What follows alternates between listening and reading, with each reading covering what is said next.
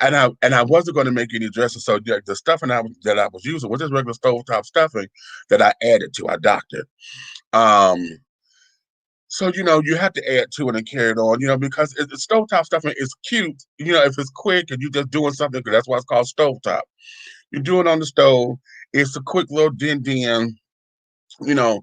But when you do a holiday stuff, you have to add it. It could be a good starter, so you add to it so that it can stretch and it give you the consistency that you need, and your sage and your sausage and all the other stuff that you put in. And since I can't do sausage like that anymore, usually I take, y'all know that canned chicken breast that come in the little can. Usually I take that and I would chop that up real good and put that in there with my sage, and then I also use um, the chicken livers and gizzards and carry it on. I use that chicken and turkey broth and carry it on and all that. So I did, and cornbread, of course, but I didn't make the cornbread. I think because I said I'm not gonna do it. Well, then it just wasn't looking right, and I had some pepper farm cornbread stuffing mix because sometimes when I end up making it too moist sometimes because if it looks too dry, I get heavy handed on my broth, whatever broth I'm using, and so then I have to thicken it up or whatever so that it's not so sloshy, so that it bake right. Well, I end up making too damn much, and so now, damn it, I kind of made a pan of dressing too. And I wasn't trying to do that because I don't have any cranberry sauce or whatever. But what I am going to do, I got some cream of mushroom soup up in here, so we're gonna take that and use that as a gravy, honey. Because I got some. I always I like portobello mushrooms. I usually get the baby bellas, to cut up. But if I find some damn shiitakes, ooh, okay. So, uh, so that there is that. So that's what I had cooked here. As far as desserts and stuff were concerned, we wasn't gonna sit up there and do all them damn desserts like that and trying to cook and bake and carry on. So we just went to the store and bought some patty pies and cobblers and that kind of stuff because we said, listen, that's already done, honey. We'll do it that way. So that's what I did. Now, Nikki, she did turkey, she did roast beef, she did a corned beef. Um, she did baked macaroni and cheese. She did a macaroni salad, a potato salad. She did sweet potato cornbread. She did some greens. She did some deviled eggs and potato salad and something else. I'm missing something. Okay, I'm missing something. Now she did all that because her daughters were coming, and she said her tradition is she always asks each one of them, "What do they want?" Okay, so she did all that and things. So the plan was, well, I'm cooking, you cooking. We bring ourselves together, have a great big huge feast, and then we go around to her house because I had my kids coming, and carrying on. So this is gonna be a whole big to do. Now, of course, we're quarantining and carrying on, so we were gonna do this rather cute because it wouldn't have been no more than 10 of us there. So, we got all that covered and things of that nature. And then um Keisha and Cole, honey, were they had a couple of their friends over, and they say constantly on the back porch and this, that, and the other. So, we just did the damn thing, child. But Nikki got the cooking. I told my folks because usually I'm like my mom. We try to get everything done by 2 o'clock. Well, because I was cooking. And I did deviled eggs too. And because mine was so that way, but I knew it was going to take time for the chickens because I put everything on low. I didn't want to rush the chicken or whatever, so I cooked it on real low, so it had time to saturate with all the stuff. And yeah, so we didn't get over to her house because she said I just let me take a break and carry on, blah blah. So she called for everything to get over there about 5 o'clock. So I said, okay, fine. Then one of my kids showed up. That was Brandon. He showed up, and so he was gonna go over there, but then he said when we said 5 o'clock, child, that threw him into a monkey wrench because he had other things to do and things. So he stayed over here with me. So I was gonna take the cheeseburger macaroni over there to her house. So I called her. I said, girl, these kids trying to sit up here and eat now because they're trying to go hit everything. So since you got macaroni over there, I'm gonna go ahead and let them eat here. Since I had made 4 chickens, I've left 2 here, took 2 over there. I said, okay. So that way they could eat and it don't be looking all crazy and carrying on. Cause Brandon looking at me like, okay, he keeps side eyeing me. We sitting on the couch and he a side eye. Okay. I'm like, come on, child. Cause he ready to eat and things. So I let him go ahead on and eat. And this, that, and the third, and then that was that. My grandbaby was supposed to come. My grandbaby didn't show up. I'm gonna beat her ass. I was like, "Oh, grandma, I'm sorry, but I overslept. How in the fuck you oversleep when called me 2 days prior? Oh, can I come over? Can I come over? Then you asked me the night before what time I need to be there, and you still overslept. You didn't want to come. That's what that was.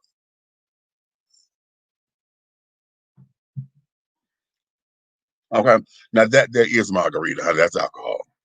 Okay, so so be that as it may. So today, honey, is leftover holiday, honey. Today is happy leftovers day. Okay. So now I want y'all to put down here in the comment section, okay, what is it that you were waiting on to be a leftover? Because you waited for those seasons to sit in and soak up and carry on so that you go and make your sandwiches. Either you're gonna make the turkey, dressing, gravy, mashed potato, um, cranberry sauce sandwich, or whatever you're gonna do with it. Okay, what was your thing? Okay, talk to me because I want to get some ideas. Because have y'all seen the cooking shows lately? To where now, uh, and I've been seeing this all week. To where it's this new thing where it's not necessarily new, but it's now becoming a little bit more popular because now every cooking show that I've watched over the last few days, everybody got to talk about making these waffles out of the dressing. You got leftover dressing, so they say take and put it, get a little moist or whatever. Well, not too moist, but you want to take it. You take it and grease your waffle iron and put the dressing on the waffle iron and make dressing waffles, and then you make a sandwich out of that, right? And that's an interesting idea. I don't have a waffle iron, so I'm like, oh, that is kind of cute. But here's the ticket. I wonder if we could take that same principle and make it like pancake style. You know, now listen to me carefully because it may not turn out right. Because you sit down there and you want to make sure that it's not so moist to where it's palatable, right? It has a that little wet bread consistency. So that's why you bake it. But after you done did your thing, you know, in order for it to get pancake like, you got to have a little moisture. So that means you got to add some more moisture in it to get it up so that it'll go flat as a pancake so you can flip it and turn it over. So I don't know, okay, if that would be a cute little thing. I just thought of it right now because I'm like, okay, well, wait a minute. If they doing waffles, if it worked the same as a pancake style, do I did. You know how you do potato pancakes or whatever? I was wondering if we were able to do that. So that there was that. Um, so yeah, so talk to me about what it is that you're looking forward to doing your leftovers and carrying on, and all of that. Oh, I'm supposed to have found it. I knew it was something else I was trying to look for, um, and I didn't find it yet. But yeah, so let me go over here to the comments because I see y'all that came up in here, y'all up in here strong. Okay.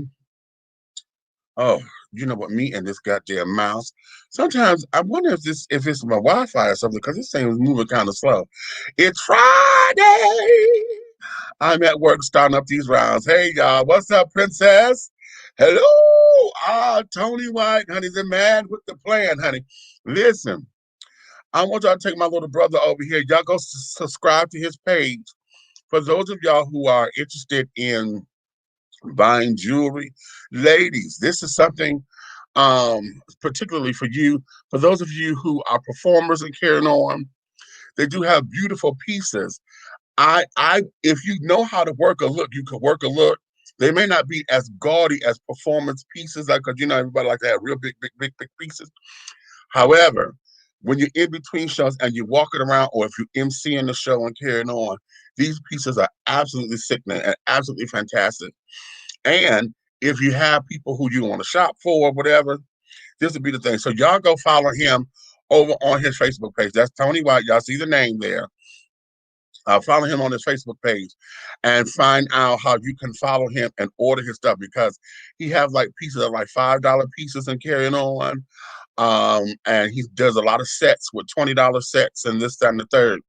That there would behoove you, because I just ordered some stuff that I'm giving as gifts and things of that nature. And Samantha needed a few of them pieces, honey. So I was like, ooh, okay. Okay. So that's my little brother Tony over there, honey. Okay, Big Star, what up, though? RG is in the house. Okay, the research department is in here. Tony, what you say, child? I just chilled, bought a dinner. You know what? Now listen to me very carefully. You know, we're going to get into this, and the reason why I'm going through all this, because I'm going to play a clip for y'all that is going to tell the story, okay? But I feel you on that, Tony, because oftentimes everybody get all decked out about holidays. Listen, here's my thing about holiday time. And had I been working, if we were not in COVID and doing all this damn pandemic shit, this is how I see it, because everybody gets so hell-bent out of shape about having to work on holidays and this, that, and the other. But if you really pay attention to it, you only got 4 hours that you're really concerned with, right? Because the first hour is when everybody get there, okay? Everybody get there, you ain't seen nobody in a minute, okay? Between hours 1 and 2, you know, that's everybody. Oh, hey, what's up? Oh, is that? Oh, they done got so big. You know, so you plan all that for the first hour. Hour number 2, folks still coming in, and then, okay, you get ready to eat, okay? Hour number 3, after they done ate, folks done farted, burped, had 2 or 3 plates or whatever, trying to pack up plates to go home and this, that, and the other. Hour number 3 is right when that motherfucker, you got that one family member that always like to start shit, okay? Always love to start shit. And between that third hour is when everybody started to get restless. Everybody trying to get in everybody else's business.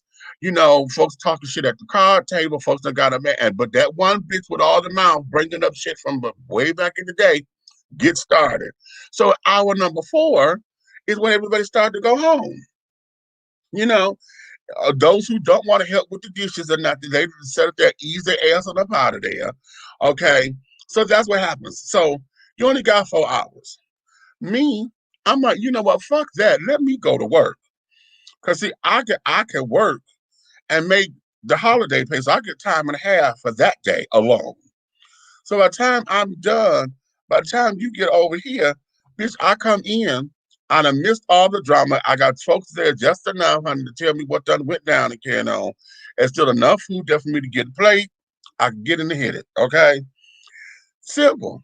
That's my thing for holidays. Okay. But a lot of folks don't feel that way, because y'all get upset and this, that, and the other, because y'all can't. Oh, it's the holiday. I want to fuck all that. Okay. Because y'all ain't gonna do nothing. If you was at home after you done ate, you ain't gonna do nothing but sit around, scratch your nuts on your ass, watch the game, and then go to damn sleep. Really? Okay. But you mad because you can't sit at home. All right. So Tony, I feel you on just buying a dinner and chilling, honey, because you don't feel like cooking. Okay, and then like most of us, after you just sat down and ate all this shit, honey, you don't want to see it no more for the most part, you know. So yeah, or you done overcooked it, and you know you ain't got no room in the refrigerator for it. I know that's my problem. Got all this shit and got to find out how I'm gonna put this in the refrigerator. Mm. The food was amazing. Fried turkey, ham, mac and cheese, cornbread, stuffing, green beans, rolls, and corn on the cob. Sweet potato pie, red velvet cupcakes for dessert. Ooh, the cupcakes. Okay. Ate before work yesterday when we finished cooking. Bought leftovers to work today. Ooh, not the leftovers. Okay. You did the damn thing, didn't you? I did just a little something, but that's smoked Gouda though. Listen, let me tell you about some smoked Gouda. That motherfucking smoked Gouda. Y'all ain't ready. Hey, Road, what's going on? Okay. Okay. And there you have it. Okay, Amy done came in. Hey, y'all. Okay. How everybody? I hope everybody had an awesome and safe Thanksgiving. Okay. All right, Lorenzo. Oh, I haven't seen you in a minute. How you doing, baby? Since we're under quarantine, I did a drive-by to my two aunts and bought my butt home. So not a lot to put in the fridge. So I'm done with holiday foods for 2020.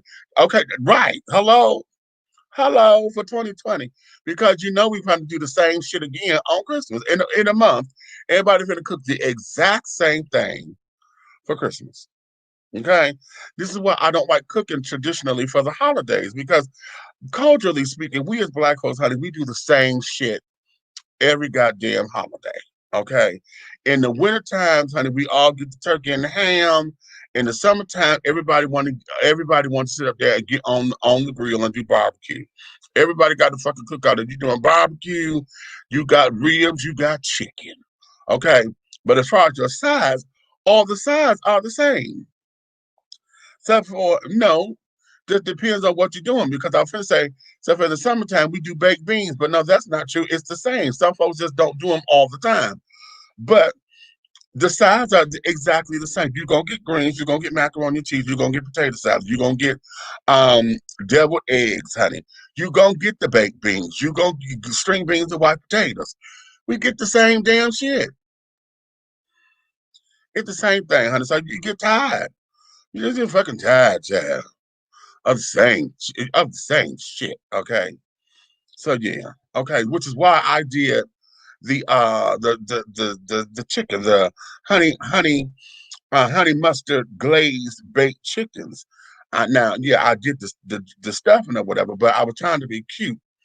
And yeah, but next time, honey, I should have just did a rice, which is what I started to do.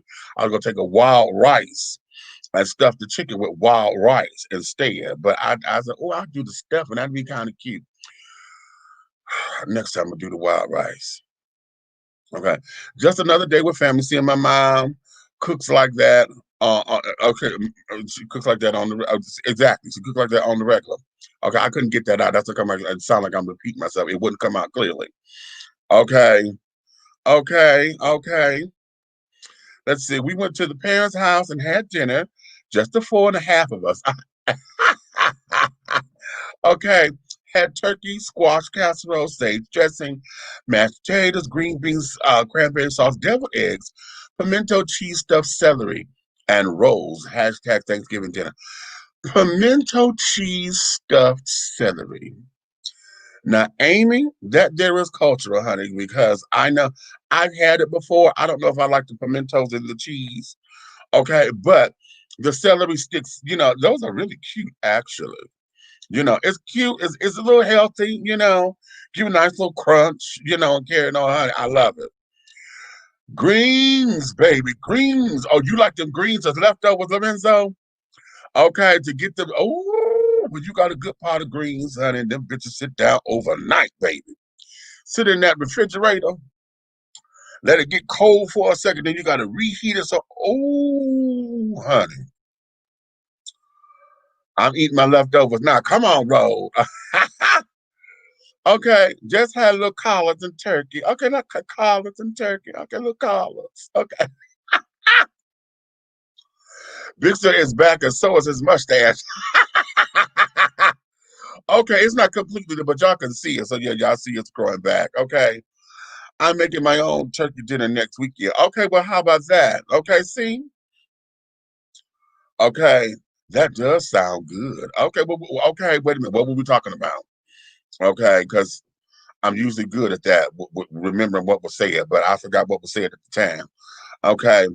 There's a video on YouTube where someone took some leftover stuffing and put it in an omelet with cheddar cheese. I might try that tomorrow morning. Oh, really? Ooh, that might be TTT. Okay, that does sound good. Okay, does it sound good, Diamante? Okay. We didn't have any leftovers, actually, just the deviled eggs and celery, which was my midnight snack. How about that? Ah. Okay, my meal was good. Only regret was I didn't make any dessert. Child, listen, I'm telling you, honey, that's why we went and bought it. Okay, and we found some buttermilk pie. Found the buttermilk pie, but didn't find the peach apple cobbler. Got the peach cobbler, but not the peach apple. hmm In these streets.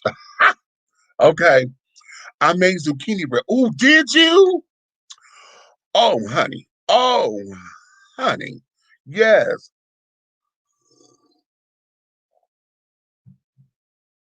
Love that damn zucchini bread, honey. Love it, love it, love it, love it, love it. Although I've learned that I can't eat too much of it because, darling, everything is green. Post the links. Okay, y'all sharing recipes to post those links up, honey. Okay. Nisi B, hello. Thanks for the invite. Well, you're more than welcome. Thanks for coming on up in here, sweetie. Okay. I'm allergic to zucchini. Are you serious? Is it zucchini only or is it all potato products? Because zucchini is in that potato family. You know, zucchini and squash and all, which is the same damn vegetable, basically. One is green and one is yellow, as far as I was concerned. I had enough food for a family of 20, and I only fed 3. Oh, okay. I just looked away from the screen. I don't know what to say to that. I just looked away from the screen. Right, newbie in the house. Y'all show her some love, honey. Okay. Okay. Yes, honey.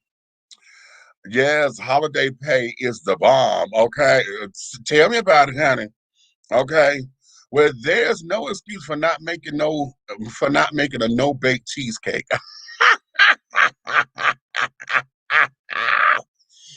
Okay, Lord. Okay, I'm here for it, Eric B.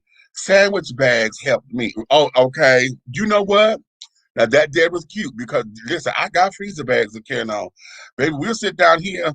Now, if push comes to shove, honey, that's how we'll do for the refrigerator. Because I got a deep freezer, honey, that's full.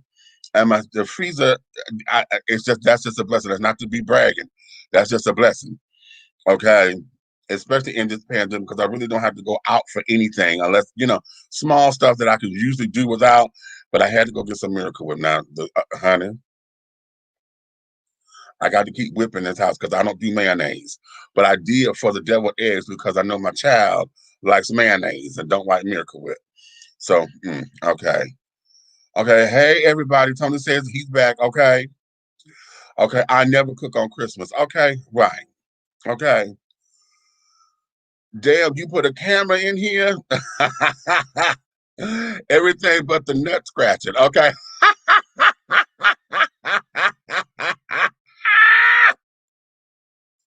Don't start no shit, honey.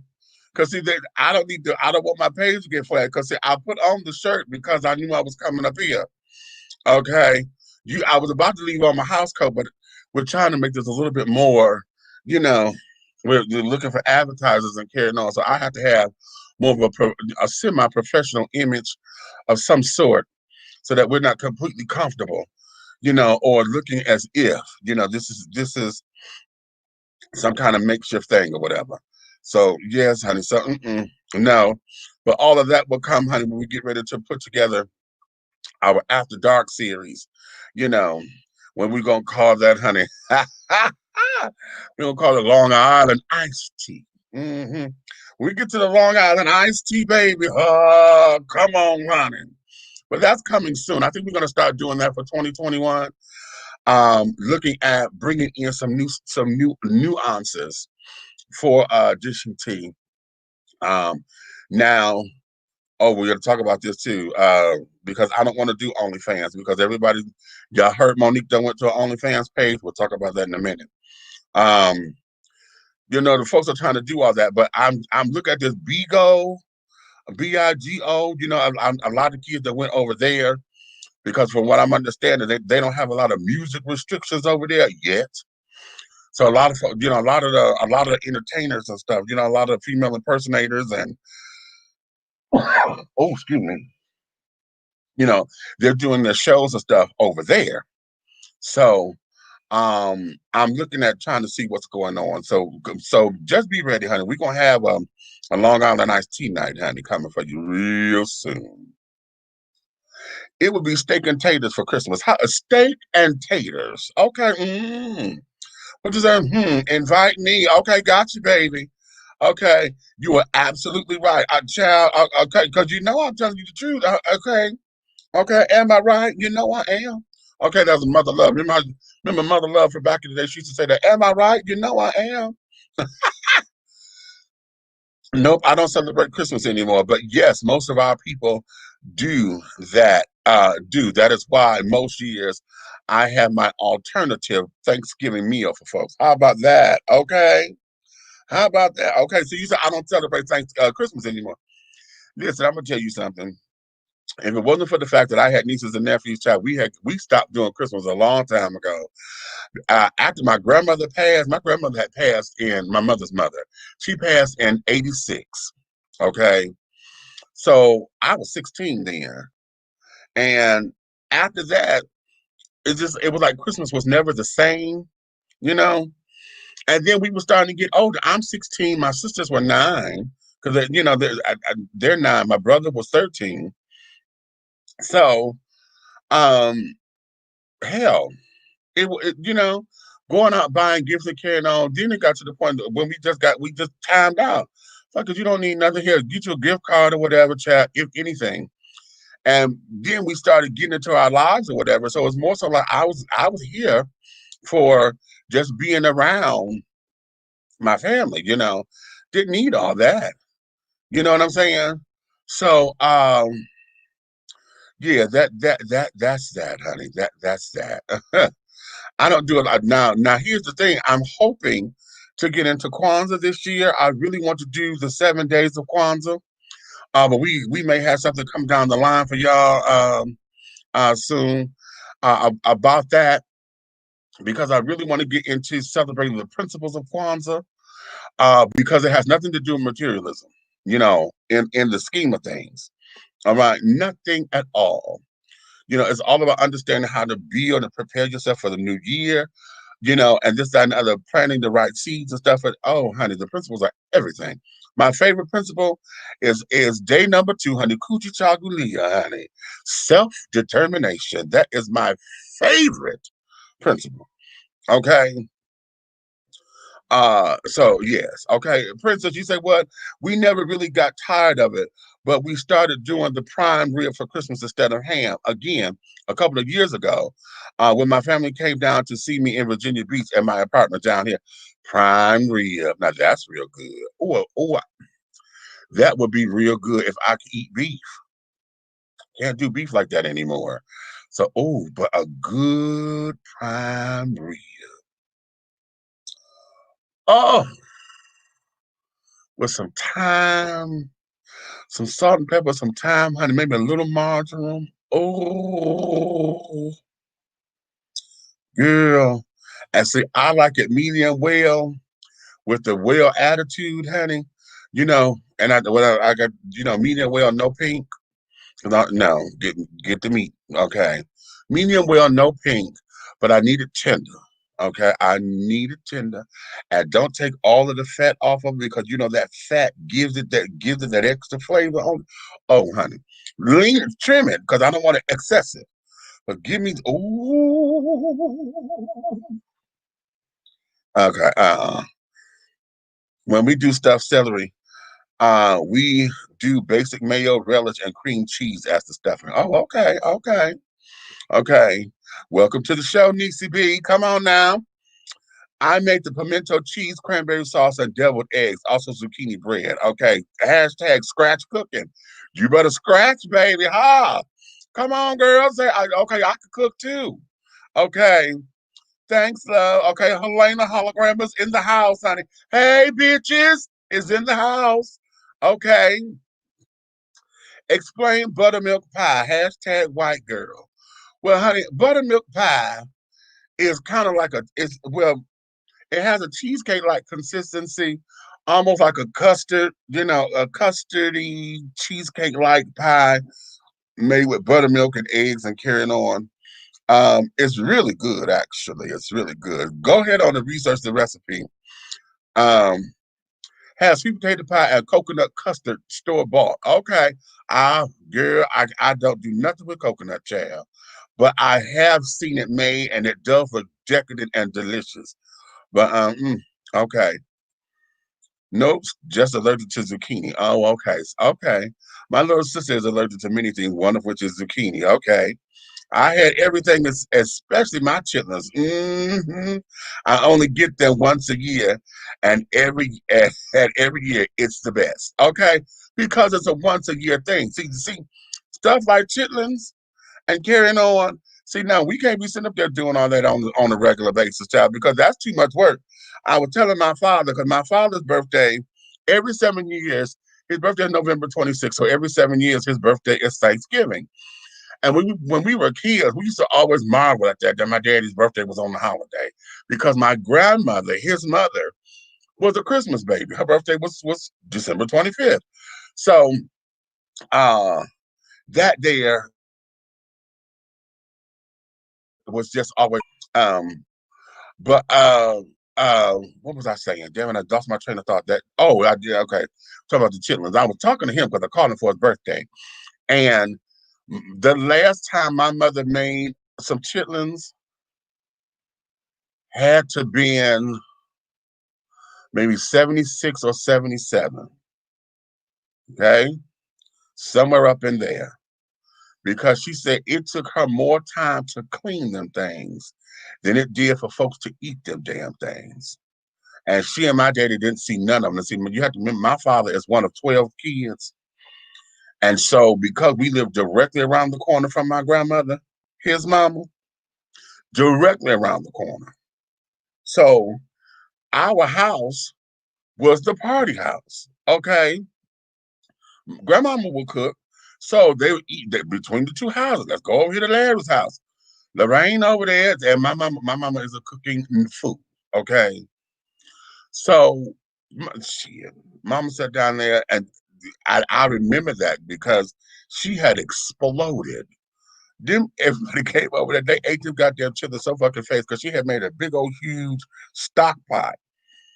Like, an industrial size stock pot. Child, that damn pot was gone within a matter of maybe 3 hours. Okay, gone. And mama didn't see a chip or a lean, honey, besides cleaning them. Okay. And honey, that was the last time my mother cooked chitlins. You understand me? Okay. This is true, or at least my famous banana pudding. Okay, yeah, mama do that. Banana pudding is the shit. Love you, meat.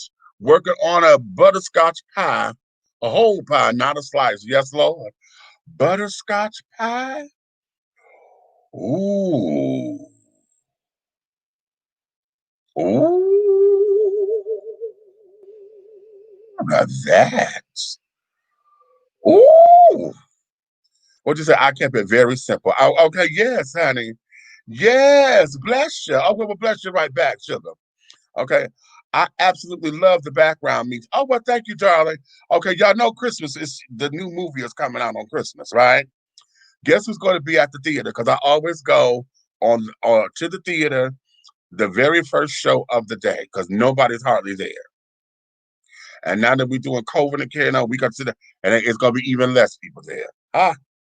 Yeah, I need to see that on the big screen because I know it ain't gonna be no easy win because they bringing the cheetah. Yeah, they finna get do some real fighting up in here, honey. Wonder Woman finna get she gonna get a couple of knocks. Cheetah finna get a whoop. She gonna give her a couple of old knocks on the woman. Diana gonna have to stomp that ass. We already know. Okay, Diana gonna have to stomp that ass, child, because she coming with a nice little punch. Okay. Hello, everyone, says Helena. Okay. Say, hey, ma. Okay. Okay, wait a minute. Every time I go to these comments, I always go too far down. There we go. Say, hey, daughter. Okay. They say, I'm on Bigo and can't figure this shit out. Yeah, I got to look at it, child. I really got to look at it. to see what it is. I don't like the traditional dinner for the holidays. Exactly. Ooh, send me some of that banana pudding. My sweet tooth just hollered. Okay, like I was in church. Okay. I just be glad to get through the holiday. You know what? I'm the same way. Just get me through this shit, child, because I call this time of the season the buy your way into heaven season. Because see, this is the time of the year. I know a lot of people love this time of the year. They love the spirit of it and carry it on. And it's cute that we do have at least a time where folks act like they got some damn sense. Okay. But at the same time, I call this I'm gonna buy my way into heaven because now everybody want to sit down here and take care of the poor. They want to make sure somebody got, you know, oh, well, we got folks are just hungry, and this is Thanksgiving, and folks need a good Thanksgiving meal. And so now everybody want to make sure somebody got a damn turkey. Child, they done gave away so many food baskets up in here. Tyler Perry done gave away 1,000. Creflo's church gave away. It was so many folks giving away turkeys on the same day, to where I was like, well, shit, nobody in Atlanta should have to go buy one because it was so many folks giving them away. Now the thing of it is, I wasn't going to cook it on Thanksgiving, right? And I didn't have anywhere to put a turkey because, like I said, my freezers are full. So I took my girlfriend around there because I was like, okay, girl, they're giving out this stuff. Come on and get the little food box or whatever. Because if your staff didn't come through or whatever, or whatever the case was, come get it. So that there was what it was. Like I said, it is wait a minute. Come on now, Lord. It is a blessing that I didn't need it. Okay. I'm only working part-time and carrying on. Unemployment about to run out because I'm coming to the last stretch of this particular gig or whatever. Waiting on the new stimulus or waiting on the unemployment, the extension again. And things of that nature, because shit, we are still COVID hit with my hotel. So it is absolutely, a blessing that that I was not in need of those particular services this time. Because I have been before, I ain't no stranger to it, but I didn't need it this time. So I pulled myself out the line. I was like, I really don't need it. And then okay, one day they was doing the turkeys and stuff over here in College Park, and then the next day it was another little restaurant up the street from me. They were doing the same thing. So I was telling, there was, and you know how folks do, honey, they get their little list and they go checking out. Well, this one they're giving away the turkeys, they giving away the hams and stuff over here tomorrow, and then this one giving away the toys. So we got to go put our name on the list for the toys, and everybody got their checklist. And see, I got jaded for that because I told y'all this before. I was a bell ringer for the Salvation Army. I did that for 6 years. Okay, 6 years out there in the Detroit Code. Okay, ringing that damn bell. I was at the Target down there on Ford Road, right there, Dearborn, the main Target. I was there, stationed there. And I've even made the news because I was always out there singing and ringing my bells and carrying on. They came out there to record me once. I wasn't singing Christmas carols though. I was there singing Gladys Knight and Aretha Franklin and Stephanie Mills and Little Patty. Okay, and that's what I was singing. But I got jaded to all that because we would sit up there and doing all that, and when the folks wasn't donating like they were donating, everybody was sitting down there because they got used to the Salvation Army giving out $75, vouchers and things. So they go get, a Christmas dinner and blah, blah, blah, blah, Thanksgiving, whatever. And that particular year, the East Side people, it was the East Side, they only had enough for like $10 to give to the folk, right? And the kids got to fighting. They got to fighting at the Salvation Army because you mad, because all they had to give you now. You didn't have to do nothing for it. They were giving you this money. But because you took the motherfucking money that you was getting from your stamps and from the check and went and got your hair did and went and got your man some shit did. You did nothing for the kids yet. You got this shit for your hair and your man. And got your weed and shit because you had all your liquor and shit got. but you didn't do nothing for them damn kids and carrying on. So now you mad because you thought you was getting $75 and it wasn't. So they did nothing flipping over tables and shit. They had to call the police. They had to call the police to come and get them folks up out of there. Really? Then I got cussed out. I got cussed out at the box, at the stand. A bitch sit up there and Lord knows, Lord knows, Lord knows. So I'm gonna tell y'all something. I tell y'all these stories because I have to catch myself, and God puts me in positions where I have to catch myself because I was standing in front of that particular bail stand and in front of the little red kettle. And because I'm there representing the core, I didn't want to sit down there and cuss that bitch out because then that would have hindered the people giving, okay, if I had showed my ass. Because that bitch come up there telling me, I ain't giving y'all shit. I sit up there and went to y'all to have y'all pay my motherfucking light bill because I couldn't pay my light bill. And y'all come telling me that y'all ain't had no motherfucking money. And I know you getting your cut. I ain't putting shit up in there. And I looked at her through her 4 eyes, because this is before I started wearing glasses.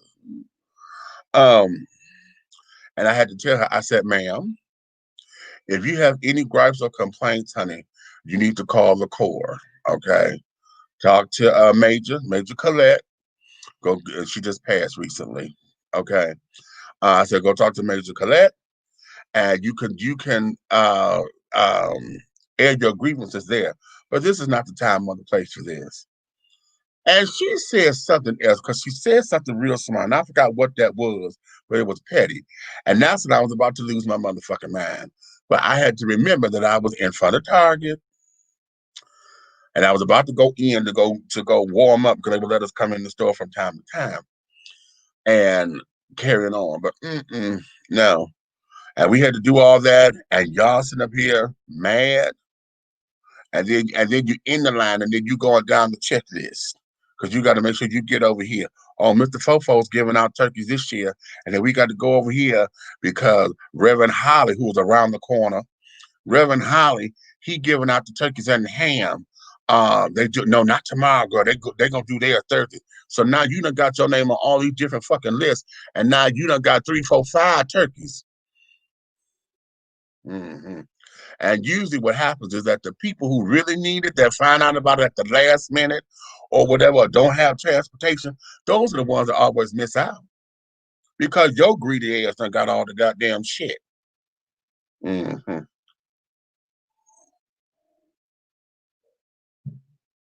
I done got real jaded with this shit. Very jaded. I'll be glad when it's all over. I'll be glad when it's over. So when y'all go back to being the little hellions that you are, okay? Because the same folks that you sit up there saying, ooh, you need a hot meal and carrying on, be the same people that you say, bitch, go get a goddamn job, stop asking me for my money. You're going to do that come January 2nd. Okay. Yeah. Yes, that would be awesome. A Kwanzaa celebration. Okay. Okay. H2 is in the house, honey. I may do stuffed salmon for Christmas. Oh, now that sounds delish. Okay. Please don't trim that fat, baby. No, you can't trim the fat off that prime rib, honey. You can't do it. You cannot do it, honey. Stuffed cinnamon apple turkey chops. Yes, Jesus. Let me tell you something now. Now, see, you know what? You know what? I'm going to give y'all a little secret, honey, because I didn't do this with the turkey. But I did this with my pork tenderloin just a few days ago. Because we went to Kroger, and child, they had these goddamn the baby pork the pork tenderloins, honey. The girls, they were $16, right? But they had like reduced them to like $4.50, $3.95, $5 for nice. Whew, I bought 3 of them, child. I couldn't leave them there. I could not leave them there for that price. I could not. I could not. So I brought that girl home and cooked one of them that day. Baby, I had me some apple cider, some spiced apple cider. I put that there apple cider in that motherfucking crock pot. And I had seasoned little Miss Girl, honey. Season that damn tenderloin. Put that bitch on low. Let that apple cinnamon, ooh, that apple cider get all up in that ooh. What I tell you, when I done told you, that was some good eats. Mm-mm, mm-mm. You don't know. I can't wait for New Year's Day to have pig feet and black eyed peas and rice. All right now. Okay. My dad is one of 13. Okay, so you understand that family dynamic. Okay. Uh-huh. I'm working on an after Thanksgiving trade pack. Ha! Okay. My dad was one of 10 that we know of. Aha, that part. Okay, hashtag my big family, big love. Okay. Okay. Watching on HBO Max on the big screen, Wonder Woman is the real baddest bitch. You better say that. Now, okay, now you know what? I have a flat screen, but I don't have one of them big 64-inch screens like everybody went to go get to look like a movie theater. Because now I ain't talked to Aunt Nikki because see, she has one. And if we do the HBO Max, now I got HBO. I don't know if she does or not. Well, we'll see. I just know Christmas Day we going. We watching it. Okay, you are sure enough right. Ha, okay. Black Wonder Woman. Okay, then you talking about Miss Nubia, honey. Now listen, they're finna go give Nubia a reboot in the comic books. Now she's gonna be a little younger and carrying on, but they're about to reboot her and bring her. Now I wish what the children would do here is that Nubia and Diana would meet each other in a movie, okay, and fight side by side. I really would love to see that. And because y'all know in the comic books, Nubia and Diana are supposedly twins. Right. Hmm. Yeah. They're supposedly twins. So that there is that. So we got to get, yeah. Okay. You and I both hashtag unemployment. Okay. You understand my plight. Okay. I'm gonna have to do that one year. Being a bell ringer is a great community project. Child, I'm telling you, honey, it's rewarding if you're somebody who likes to do community work. It's very rewarding, but I'm telling you, you get to see people for who they really are with all this old bullshit. Oh God, I swear to you. Okay, I swear, if Georgia doesn't make a determination on my unemployment soon, I'm going to storm the building, grab somebody by the ear, and shove their head into my paperwork myself. How about that? Okay. Okay. Hashtag release Amy's funds. Okay. I want my daddy's records. Every citizen, I applied in the middle of June, and here we are at the end of the year. Girl, stop. Oh, I could ring a bell, but maybe not that bell. Ha! Come on, Helena. What you say? Oh, I could ring a bell, bitch. Ha! In those days of body cams and cell phone video, I wish a sucker would. I'll make you famous like a Kardashian. Oh, ooh, okay. That is just ridiculous.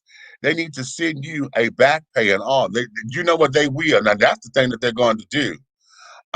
When they finally do it, because now they got to do all that. They got to do all that. Privileged people do that. Means child, trust me. Let me tell you, road. Listen to me, honey. Now I understand everybody don't have a car. Okay, but there are those who do. And I'm not saying that because you're on hard times that you're supposed to be slovenly and I'm expecting you to come pulling up in a hoopty. But it's a whole nother thing. When I see you come pulling up in a Lexus or in a damn Jag or in a Mercedes, and you tell myself, okay, I'm here to pick up my food, and then you got your list going down your list, and they're telling everybody else in the line, okay, girl, your computer center the computer, they giving out clothes and food, and they're gonna give out toys over there at computer center. We got to go over there Saturday, and then yeah, Fofo's giving out turkeys. Reverend Holly, he giving out turkeys and a food basket over there. But you got to register for that. Make sure you get your name over there. You going down the list. Oh, and that's what jaded me, honey. I'm telling you, that's what jaded me when I saw that. And I just happened to hear that coming up one morning. I was coming in because we were getting ready to go out. And the kids were in line because we were taking their names and stuff for the Toys for Tots and stuff. Child blew me away. I was just evil because it just destroyed my spirit. Say that means too many people reserve their kindness for November and December. We see you phonies. Exactly. Exactly, honey. I'm telling y'all, okay, this is the buy your way into heaven season, honey. Ooh, apple cider is the business. My mom has been making apples in the crock pot with it, and it is the bomb.com. Okay, how about that?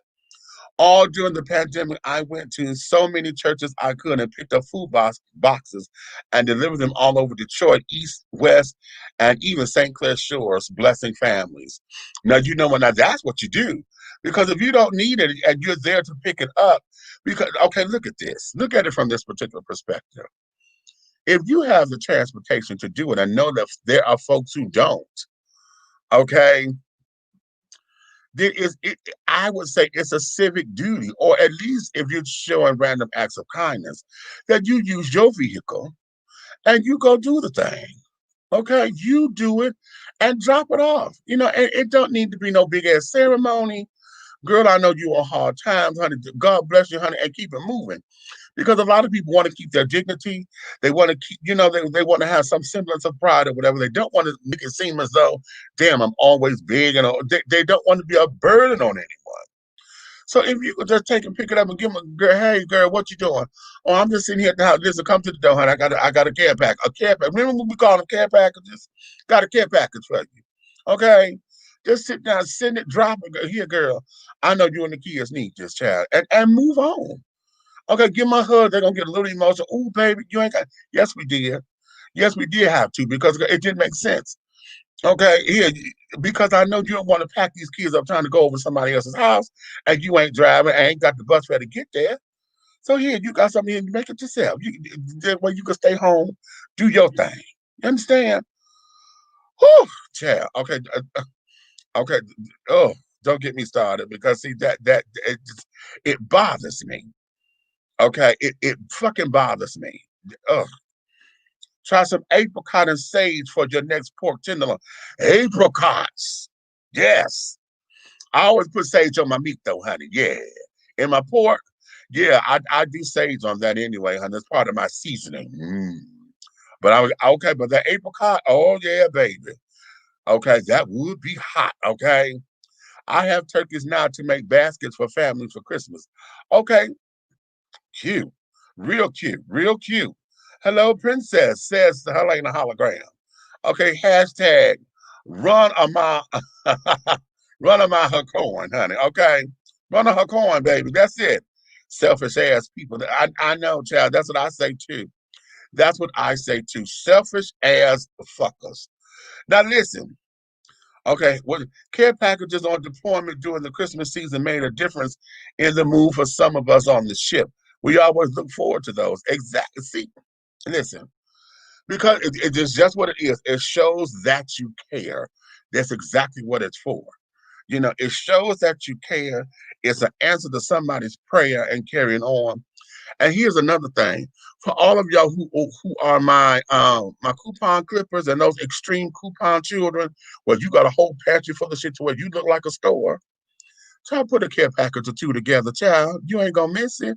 And the way how you coupon shop or whatever, child, you can replace that immediately. Put a couple of things together. They got kids and carrying on, so you got 1,600 boxes of cereal. Get them a couple boxes of cereal. Okay? And carrying on, honey. Y'all know what to do. You know what to do. Now, listen, I'm going to play something for y'all that's going to be a little that way. But I went through all of this because let's get into the meat of this. Okay? Let's get into the meat of the holiday discussion. I'm going to play this, and we're going to talk about this in right afterwards, okay? So y'all give me your thoughts on this. What's good? My name is Charity Croft. Howdy, player. I'm Jacob Denzel. And happy day of mourning! You mean Thanksgiving? Exactly, happy Thanksgiving. What is day of mourning, Charity? I'm glad you asked. So you remember Plymouth Rock where the Pilgrims settled in the New World and started Thanksgiving? Well, yeah, still to this day, there are Native Americans that live there and they don't celebrate Turkey Day. Instead, they starve themselves as protest against the horrible people that slaughtered millions upon millions of their ancestors and then had the nerve to create a holiday thanking God for that. Here's the real Thanksgiving story. What we now know as Thanksgiving is actually a European knockoff of a feast called Nikomo created by the Wampanoag tribe that still lives in Plymouth, Massachusetts to this day. English settlers came around 1614 to their land and brought diseases that wiped out 90% of the indigenous population before the Mayflower even came. When the Pilgrims finally did come, they knew absolutely nothing about farming or survival and had the worst winter ever and almost died. As a matter of fact, the first thing they did when they got there was rob the graves of the Wampanoag and steal as much of their winter food as they could carry. Now, of course, the natives were pissed and wanted to get the Pilgrims out of there. But then the Pilgrims took out their fancy muskets, pointed them at the tribes, and told them that King James, the editor of the Bible, would like to sign a peace treaty with them. Well, this treaty was signed by the natives. But still yet in 1637, the Europeans forced 600 members of the Pequot tribe to put down their weapons and convert to Christianity. The natives did just that. And once they sat their weapons down, the Europeans slaughtered all of their new brothers in Christ, then had the first annual Thanksgiving to celebrate their victory. Damn, Daniel back at it again with the white power. But we should be used to this, right? I mean, the first national celebration of Thanksgiving was called for in 1789 by, you guessed it, George Washington, the sweet guy who brought you the idea of manifest destiny. If you don't know what that is, it's the idea that it was the founding fathers' God-given right to murder the entirety of the continent so that they could shine from sea to shining sea. So yeah, here's a secret. There's a correlation between European Christianity and ruling the world. There's a correlation between white patriarchy and ruling the world. Gee willikers, Batman, who'd have guessed it? Not me. So yeah, while you devour your turkey legs, the indigenous people of this country will be mourning. To remember Thanksgiving is to remember death, and not only is it to remember death, but the more dangerous notion is that it is to thank God for giving us the supreme right to dominate and to kill, and somehow imagine that God supported us in these conquests. And I know what you're thinking. So what do you want us to do? Just sit here and feel guilty about what our forefathers did? Stop living in the past. That has nothing to do with today. No, you're right. It has nothing to do with today, except literally everything. You do realize that just last year there was national press covering an enormous protest, the one in Standing Rock with the Sioux tribe. They were being bitten by dogs, pepper sprayed, trying to keep toxic pipelines out of their water, off of their sacred grounds. Well, just about a week ago, those same pipelines that they were worried about actually leaked. 210,000 gallons of that protested oil leaked in South Dakota. I mean, how many groups have to be formed? How many protests have to be had? How many knees have to be taken in order to see the correlation between these injustices? It's this do-without-wilt mentality without an ounce of empathy for the next. It's this sense of divine entitlement and inability to see that same divinity within others. Whether it be Columbus Day, Thanksgiving, or the Star-Spangled Banner, we have this obsession with celebrating white dominance and demeaning the resistance against it. Sometimes it's a conscious effort, but most of the time we don't even realize we're doing it. So here's one last interesting thought about Turkey Day. You ever thought about the fact that the primary way this holiday is celebrated is by eating? And sure, we have dinner on Christmas and a bunch of other holidays, but Thanksgiving in a very specific way is celebrated just by eating. And not just normal consumption, but food in extreme excess. People look forward to this day. It is that one time a year where it is socially acceptable to engorge yourself beyond your stomach's capacity. It is a holiday of gluttony. It is a holiday of literally taking more than you need. It is a holiday of taking more than you need and thanking God for your ability to do that. But I mean, take it for what it is. Spend time with your family, eat, because with our busy American lifestyles, we rarely get the opportunity to do that. I mean, and you know what they say, families only really get to come together on holidays and funerals. Just remember that this holiday is also kind of a funeral. We're about to go eat with our mom so they don't get mad. I love you. All right. All right. What's your thoughts, children? What are your thoughts? What are your thoughts? Hey, Daryl, thanks for coming in. Okay. But we got too many people are forgetting the giving in Thanksgiving, okay? If you can take the people in need, take them out for the kindness of the kindness of your heart. Right. Okay. So having heard all that, and a lot of that, I've known a lot of that stuff. Okay. Um, but a holiday of gluttony, I think that's the part that stood out to me the most because I never really put it in those terms. We've always said, we've talked about it and called folks gluttonous or whatever, but I never looked at the holiday itself as being um, a holiday that celebrates gluttony. Okay. Um, so I'm like, okay, wait a minute, hold on. Eric says South Dakota is it is just a bad place apparently. The way the governor is dealing with COVID-19 is horrible. This is why they have the highest positivity in the country. How about that? Okay. Aha, okay. But he's not completely inaccurate. But I take issue with a couple of things he said. Okay, so which issues? And then let's sit down so that we can clear whatever the issues are. Let's clear them up so that we can make sure that we have the stuff out there. But I think the part of this being a holiday that is just gluttonous because all this is everybody coming around to have dinner.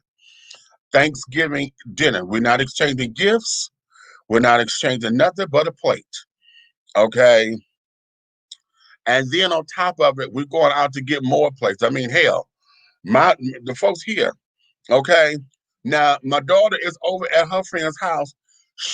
How about this? This child took a 7-layer salad to where she was going. She created and took a 7-layer salad. You going to go eat, bitch? Why in the fuck you texting me telling myself you still over there at Aunt Nikki's house? Bring me a plate of what? I told you what she making, bitch. You going over there to eat the exact same thing. Why do you need to plate from over here? It ain't like you said, "Oh, that give me some of the stuff that she did differently." You didn't say, "Oh, well, bring me some of that macaroni salad," or let me. Oh, I've never had sweet potato cornbread. Bring me some of that corn. You didn't say that. You said, "Bring me a plate." Okay. And it kind of pissed me off a little bit because I'm like, you were supposed to have been over here. I wouldn't need to bring you a plate had you brought your ass over here. Okay. Same thing here. Miss Kitty Girl said the same thing. Oh, bring me back a plate. You were supposed to be coming over there too. So now it's all about food. And then of course we got to sit down here and compare everybody's food. And we do it every goddamn holiday. You know who did what? Only time that something else gets in the mix is when somebody new is cooking. A new wife or somebody that became of age to cook or now or whatever. But that's very interesting about that. Okay, very, very, very interesting. Okay, Abram, I agree. And once I researched the hidden history of Thanksgiving, I stopped celebrating it. I won't be recognizing it anymore. Okay, interesting. Very interesting. Headed down to the garage with no signal. We back in the field. Okay, yeah, I know them garage signals, baby. All the way down. When I go all the way down to that lower level, yeah, knock me right on out. Okay. What's up, mother? Hey, what's up, Vaughn Jorie's fashion designer? Okay. Oh no, tell them this ain't Uber Eats or DoorDash. I've said that, child. Okay. There was an extreme conflict between the natives and the pilgrims. There was also a huge Thanksgiving feast that some 90 natives attended with the pilgrims that lasted 3 days. The feast took place after a man named Squanto taught pilgrims how to cultivate corn and other crops when they were literally dying of starvation. The Thanksgiving feast was a thanks to God for delivering them from the brink of death. Right. That's what it was for. But at the same time, What ended up happening was, hell, they set them up to take over the land because then they started killing them. They started killing them, and then it became the whole idea of celebrating the victory. And that there, it's always being a touchy situation when it comes down to celebrating this kind of thing, and the implications that here we have the children. Here you are on the brink of death. We done taught you how to cultivate the land. We done taught you how to make your own food. We done taught you how, the one lesson about Native culture is you have to respect whatever it is that you have. Okay. You have to respect the land, respect the animal. You just don't kill frivolously. If you kill an animal, then you have to use the entire animal, which is why we got leather and stuff, because we used the skin for clothing. They had used the husks for that's how they were making jewelry and all those kinds of things. They used the entire animal. It wasn't about waste. Okay. It wasn't about waste. And now what they do, they sitting up there shooting the shit for sports. Oh, okay. That's all right. You on mama duty, honey. You got to do that. Okay. So yeah.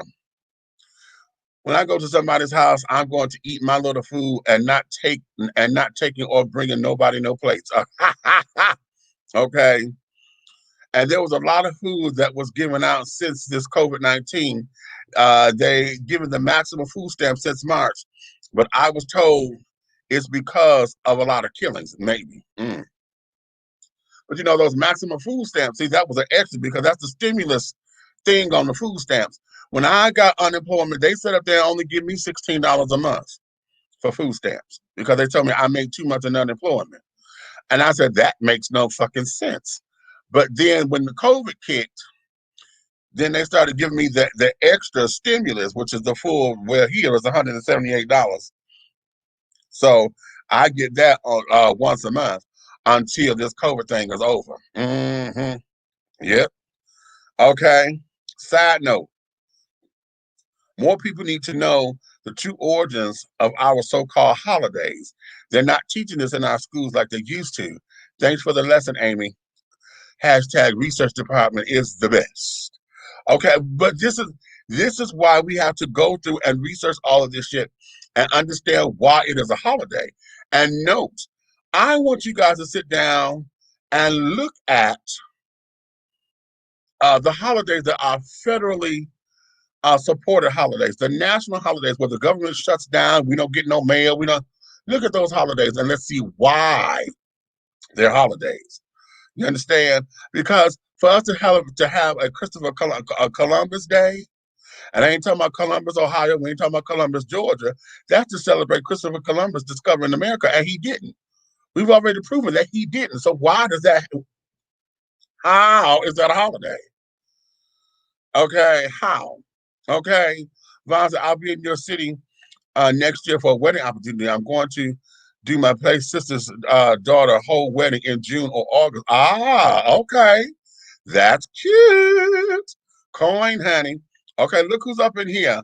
My co-host, Big Red, just popped up in. Let me bring him up in here. Good deal, man. What's up, man? I'm just talking to Big Red fella checking in. All you greedy motherfuckers had all that turkey yesterday. Why you can't get on here and do what you're supposed to do? Clue you, nigga. I saw your videos there, Big Meat. Songbird, I saw you.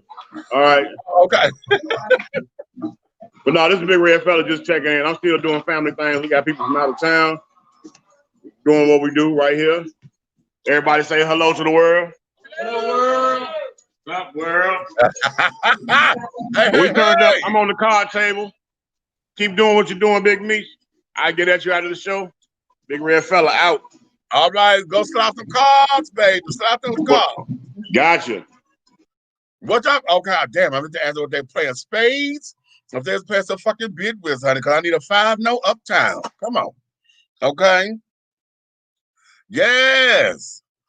Okay. Okay, what is this? What is this? Wait a minute. Oh, Leah done came back. Okay, I'm back. Hey there, good to see you. Okay, most holidays are now financially motivated anyway. How about that? Okay, yes, yes, yes. So that there is, I wanted to play that because oftentimes I know my road dog, he's very finicky about celebrating certain holidays and carrying on. And this one here, we as African Americans or Black folks or whichever we want, whatever name we calling ourselves this week. Okay, Black, brown people, ADOS. Okay, okay, indigenous people and indigenous Americans. Okay, whatever. Um, we our culture is very celebratory. Okay, kind of like the Hispanic culture. But one of the things that we do, honey, we will, child. If it's somebody say you ain't got to go to work, honey, you can sit down there and fire up a grill, or you get to cook, honey. We will make a celebration out of it, child. Okay. Even with holidays that don't mean nothing to us or for us, because the 4th of July has nothing to do with us. The 4th of July is America's freedom, but we were not free. Blacks were not free in this country. America fought for its independence, but blacks were still not free. As a matter of fact, even in the independent, I don't even think that we were troops then to be able to fight. You know what I'm saying? So we were still enslaved at that time, child. So us celebrating that particular holiday makes no sense to me. And we were celebrating that. But when it comes down to Juneteenth, everyone will act like, oh, that's too Black to celebrate. Folks won't give that any credence. And that there is our Independence Day completely. As far as all of us being freed from slavery, because y'all know Juneteenth is because the Emancipation Proclamation was signed in 1863, but in 1865, Texas finally got the memo and freed all of their slaves. So we were not all free until June 19th, 1865. Okay. So that there is something that ought to be celebrated. Now some folks are, the whole state thing or whatever, certain states don't want to recognize it. Texas will because it happened in Texas, so they will, but it's still not considered to be a national or federal holiday. We don't fight for it either. How about that? So it's a lot of things that we have to look at some of these holidays and be like, okay, why are we celebrating them? What are we celebrating for? And et cetera, et cetera. So that there is that. So what you say? My granddad told me the terrible things he endured while he went to World War II. Exactly. Okay. And still was considered 3/5 of a man even longer. Exactly. Because we were still considered to be property at the time. And that whole 3/5 of a person was so that we couldn't have voting rights and carrying on. Yeah. All of that was to keep us. It takes 5 Black people to make one person. How about that? Okay. And that there was in the Constitution at one point, honey. So we had to have that amended. You understand? So we have all of these things. We have all of these things. Okay. Only thing liked about Columbus Day is the fact I had school off. Okay. Mine didn't even talk about his time in the South Pacific, but I never thought to ask. Oh, okay. How about that? So when we talk about this, and this is why I wanted to talk about what did you do for your holiday season or whatever. So for those who don't celebrate it, or those who say, okay, it's just another day, hell, I was fine with a pot pie. Okay. Or some Chinese food or whatever you did. Um, it sends us into that particular thing because I don't, I don't care one way or the other. Like I said, let me go to work and make my coin. Give me the holiday pay. Okay, because I don't need the holidays like that. To sit around, then you want to get drunk or shit, and okay. Absolutely, Eric Buckner. Holidays are financially motivated. Hey there, Pernita. Okay, Miss Taylor, honey, someone. Okay, are we family, child? Same last name. Okay. even if we okay, I just read that. Okay. Oh no. Even if we're still a three-fifths clown, you still lost.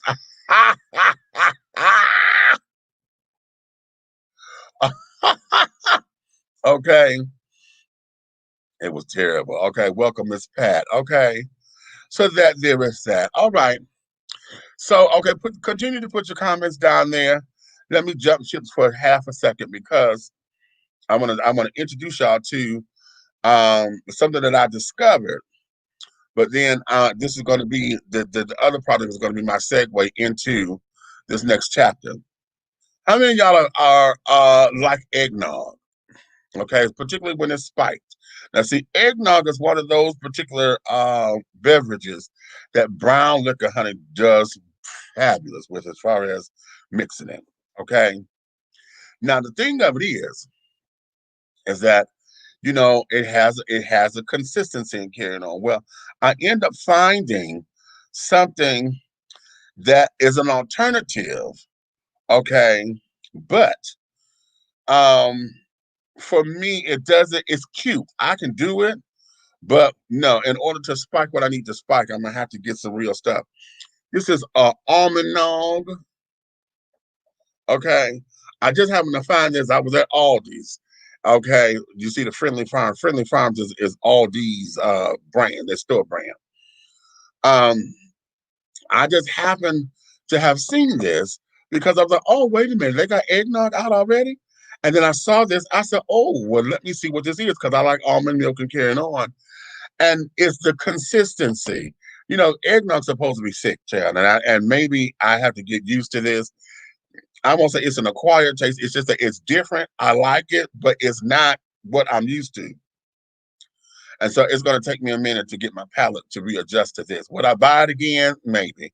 Um, if I start to like it again before this is over, I will.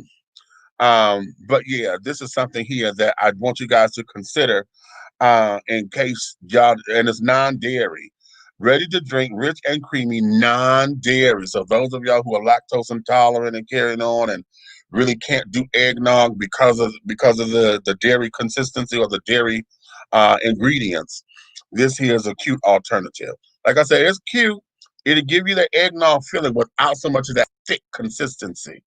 And if you're looking for that thick consistency, honey, then yeah, okay. Okay. Oh, let's see. I had a double cheeseburger meal from Snoopy's yesterday. Oh, okay. Uh-huh. What you say? Okay, and called it Grace. Okay, so you was fine with a double cheeseburger. Okay, and was like, okay, cool. You see what I'm saying? Because it was simple. Okay, child bad. Okay, our family did thanks. I'm thankful every day. I would work and let others off while I collect the money. See, I did the same thing, Daryl. I'll work your holiday, honey. Yes, I will. Yes, the hell I will. Okay. Now let me put this proviso here. I will work your holiday as long as I know I'm gonna work it. Because if we get to this point and I'm already made plans and then I got to alter my plans because somebody done called off at the last minute or whatever, that's when I'm gonna get upset. Okay, that's when I'm gonna get upset. But I'm like, oh, wait a minute, honey. And then sometimes I just don't answer the fucking phone. Okay, inviting new folks to the show, Bixter. Hope you don't mind. Say hi to Miss Pat, everybody. Do I mind? Hell no, I don't mind. Child, let them come on up in here. I love people who have sense and got opinions and things that can add to the discussion, honey. Talking is a hobby, baby. Okay. Anytime we get an opportunity to hold court, honey, that there is the tea. The absolute what? Tea. And you're dishing tea, darlings, with big meat. Okay. Miss Pernita, what'd you say? He has gotten on my nerves talking about he won. He cray. And yesterday, he was hollering at the reporters talking about I am president. Yeah, fool, not too long. Okay. Come on, January 20th. Okay. January 20th, honey.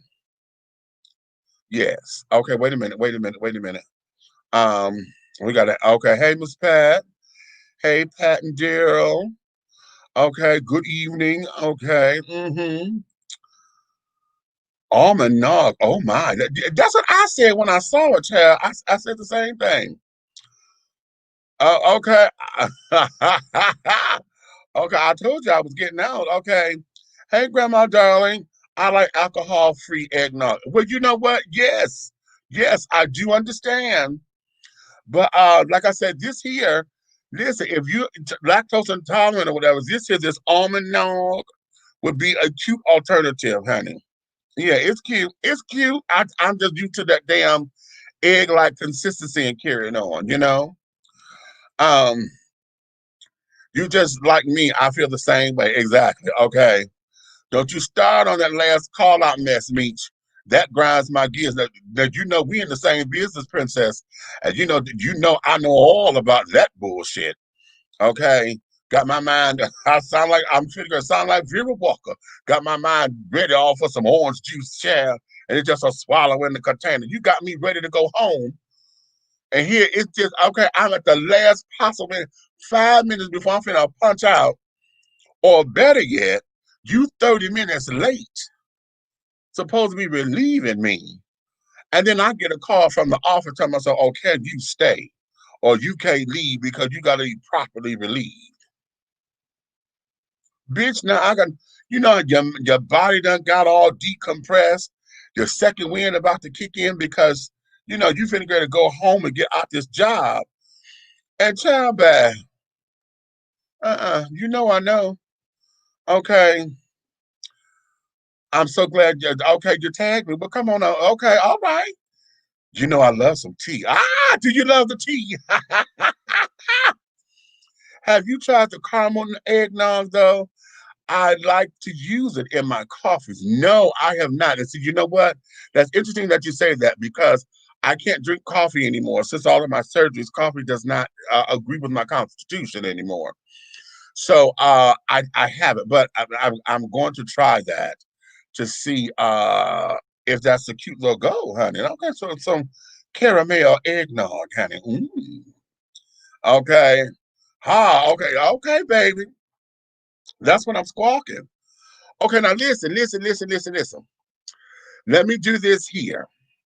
I'm going to take a small little commercial break because, no, wait a minute. Yeah, basically, no, let me do this first because, see, this is a commercial anyway. No. Hi, that's what I do. Let me take the commercial break because what I'm going to do, I'm going to now go into, this will be my segue into another topic for today. And that there is today being Black Friday.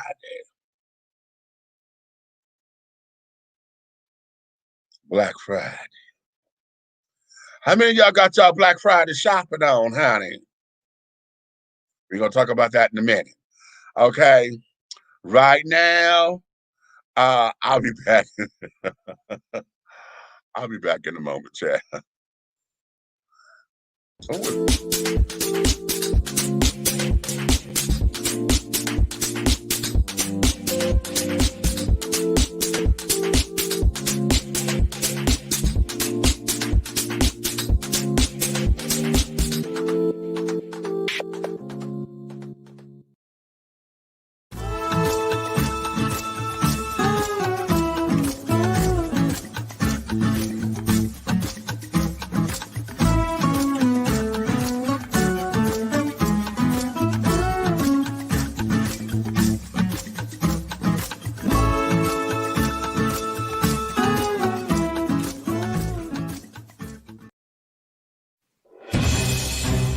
We're not asking for your permission.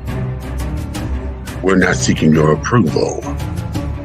We're claiming what's ours in the name of our ancestors. We are their answered prayers. This is more than a movement. This is a revolution. Black innocence. What are yours today?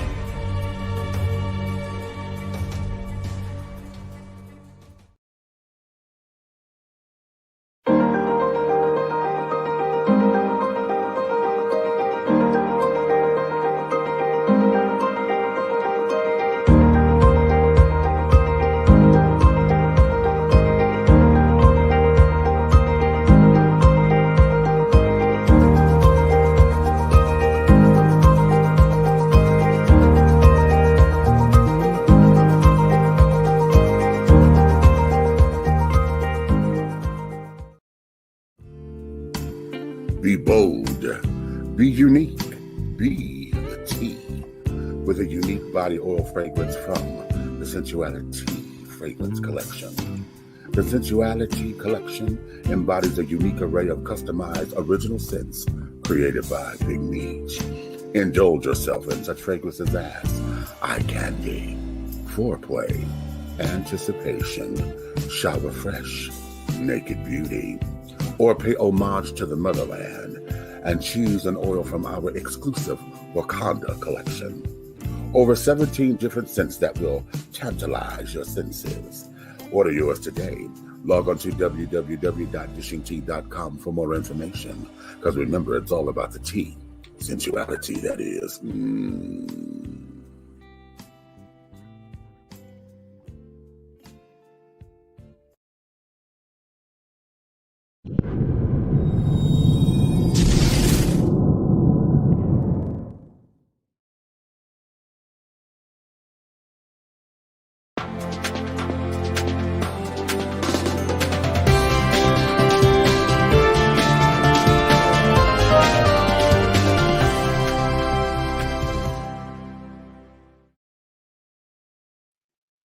And we are back. Hello, hello, hello.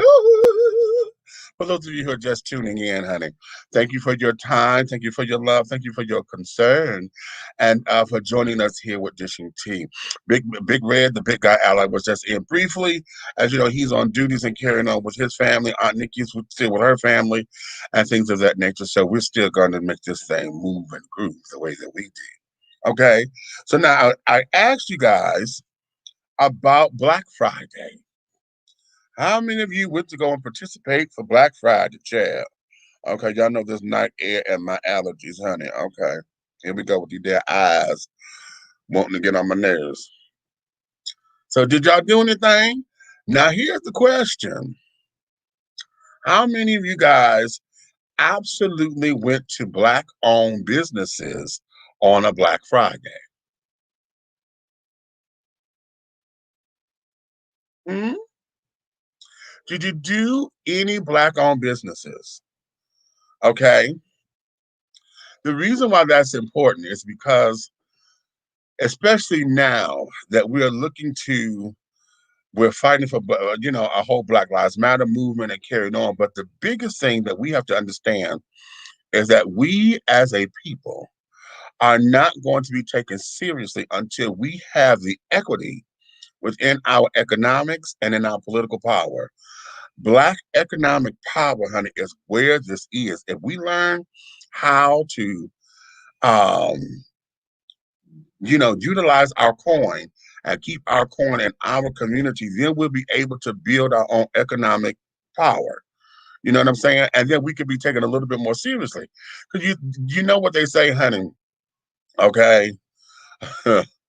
Money talks and bullshit walks. So unless we have some kind of economic power that's going to put us at the table, everything else becomes nil and void. And there's a handful of us that have a coin, but we need to all be in that particular mindset.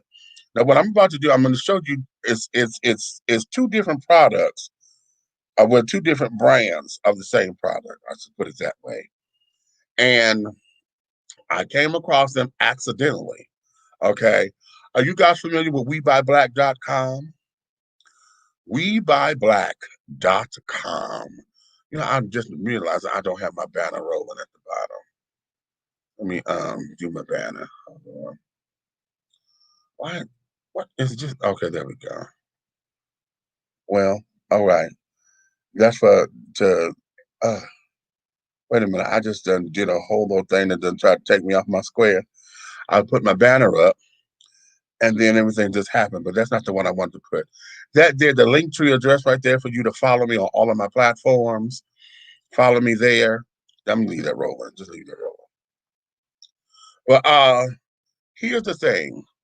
If you go to WeBuyBlack.com, you're going to find that there's a lot of businesses there that are all Black-owned businesses.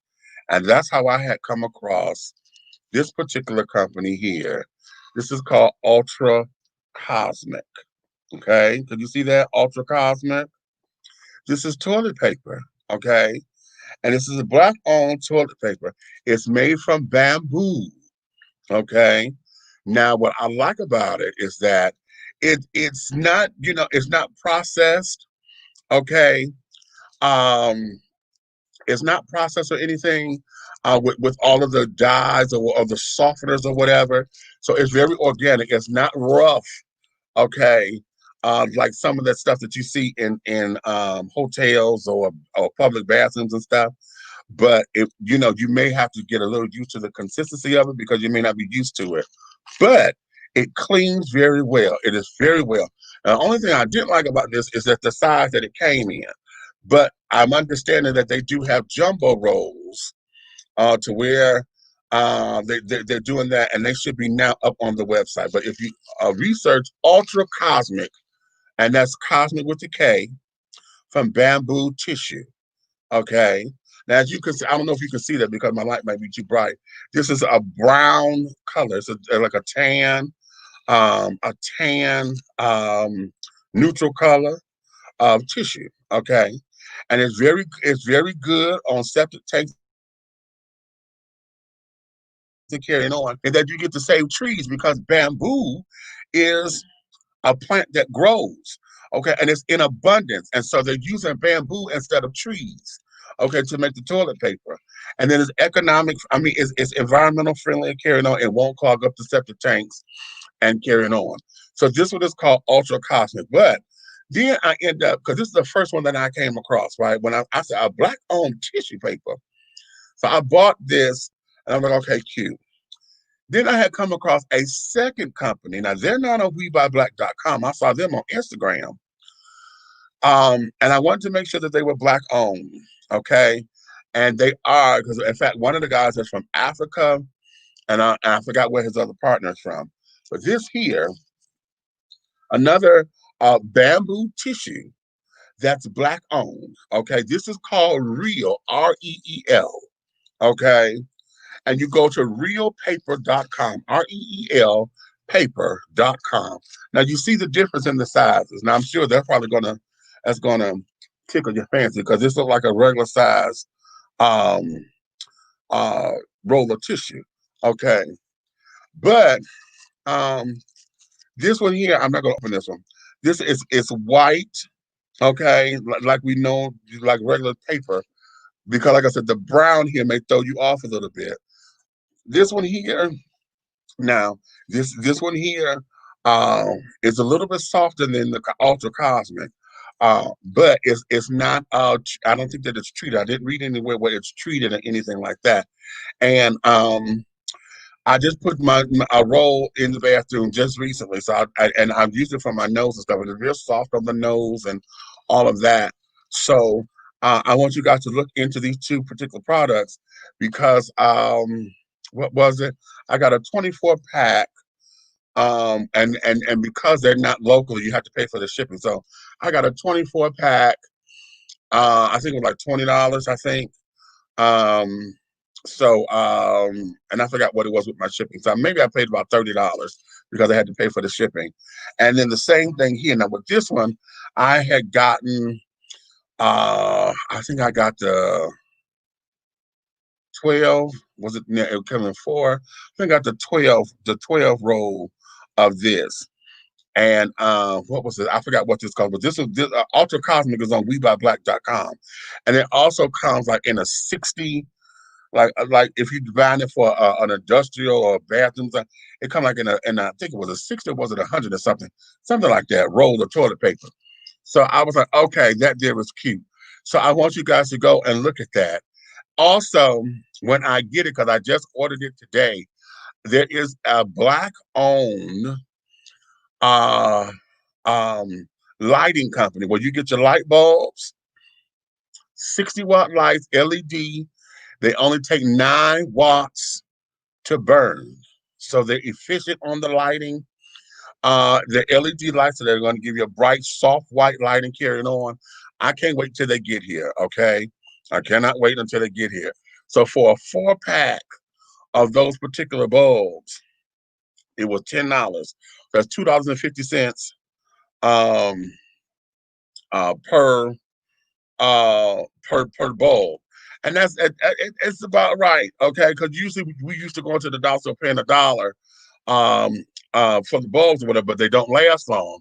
And he's saying with these particular bulbs, at 15,000 hours of carrying on of wattage time, and then they're not taking a lot of watts to use. He said that you can get up to 13 years of usage on the bulb. Now that there is with average normal wear and tear. You know, you're not sitting up there leaving the lights on all night. But let's look at that for burns. If this thing saying that they could do 15,000 hours, then you do the math on that. Do 15,000 hours, considering there's only 24 hours in the day. Okay, wait a minute. Let's do that math.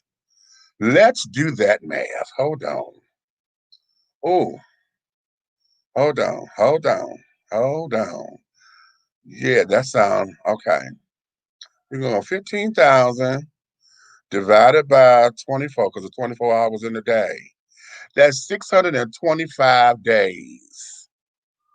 Okay, if you were to sit up there and burn that girl for 24 hours a day to leave the lights on, that light at 15,000 hours of burn time has a thing to where it can last 625 days. That's almost 2 years. That's almost 2 years. Okay, so we're gonna see. I can't wait till they get here, and I'm gonna let you guys see them and carrying on, and all of that. So, so this is our black-owned product for the day.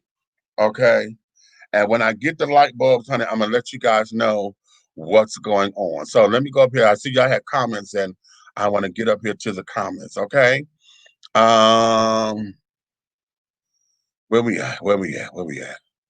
Okay. Okay, I have to try that karma. Me too, girl. I hated that relief mess when I did security. I couldn't leave until my relief showed up. Girl, it's a nightmare. That's how come I had to get out of contract houses. It's delicious, swear. Okay. Not me. I don't have no Black Friday. White Friday. White Friday. Which I just ain't got it. Okay, how about that? And you know what, Miss Pernisa? Child, I don't feel like going out there trying to beat nobody's ass over no damn item. You understand? Going out there trying to hustle, and now here's the problem that I have with Black Friday sales.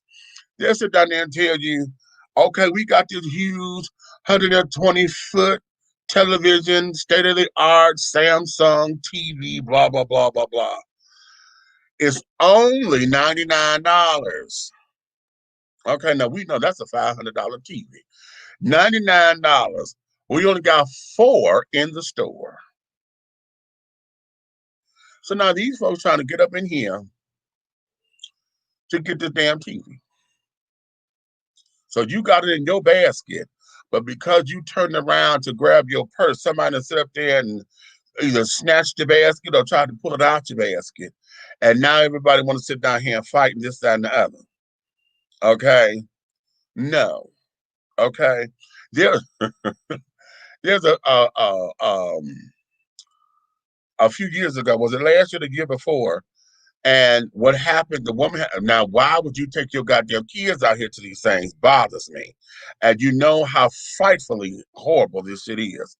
This woman had her child, she had given her child the item, the sale item, told her baby to hold it. White woman came over to the child and tried to take it out the kid's hand. The mama caught her and started whooping her ass, right? Then she said, why you got to be so aggressive? Why are you so aggressive? And that floored me.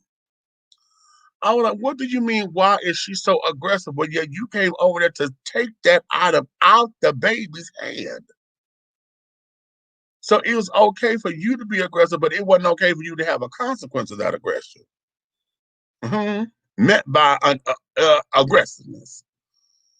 That would tell, And the stores that sit down there, you got to go open up them. That's how come a lot of them started having automatic locks now, because before It used to be somebody had to go and open up the door, and somebody always got killed or trampled or whatever because everybody come rushing in there trying to get these damn items.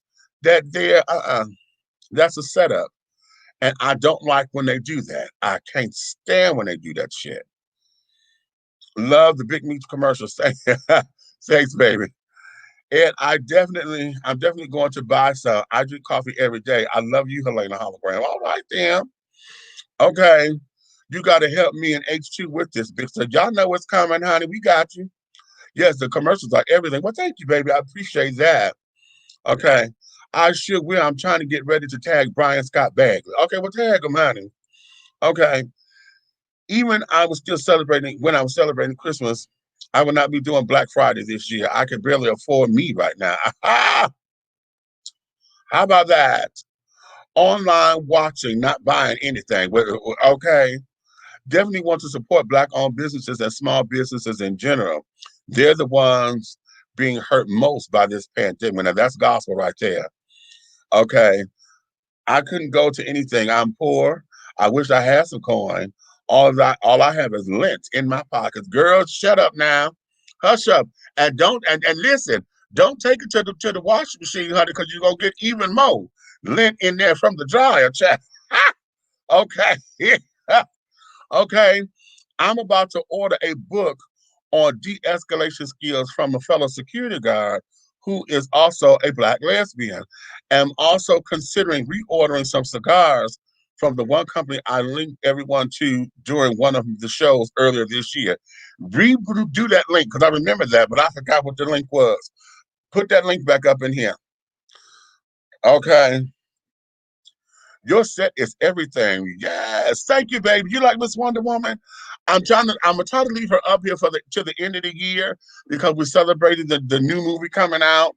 And then because I have a few backdrops I want to play with and carry it on and just to give y'all a different feel, you know. Okay. I feel you surviving on the fumes over here. See there? Okay. I have several bamboo pillows and I love them. Aren't they fabulous? Aren't those damn bamboo pillows just they heat absorbing and can they keep you cool at night? Child, them girls are lovely.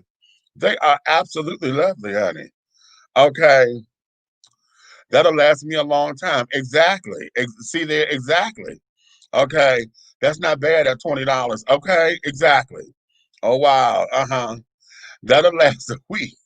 I have to get some of those. I have to get some of those light bulbs. Okay, yeah. Okay. hmm People like that. People like that are so awful. I can't go out early on Black Friday because people are so weird. Child, tell me about it. Okay.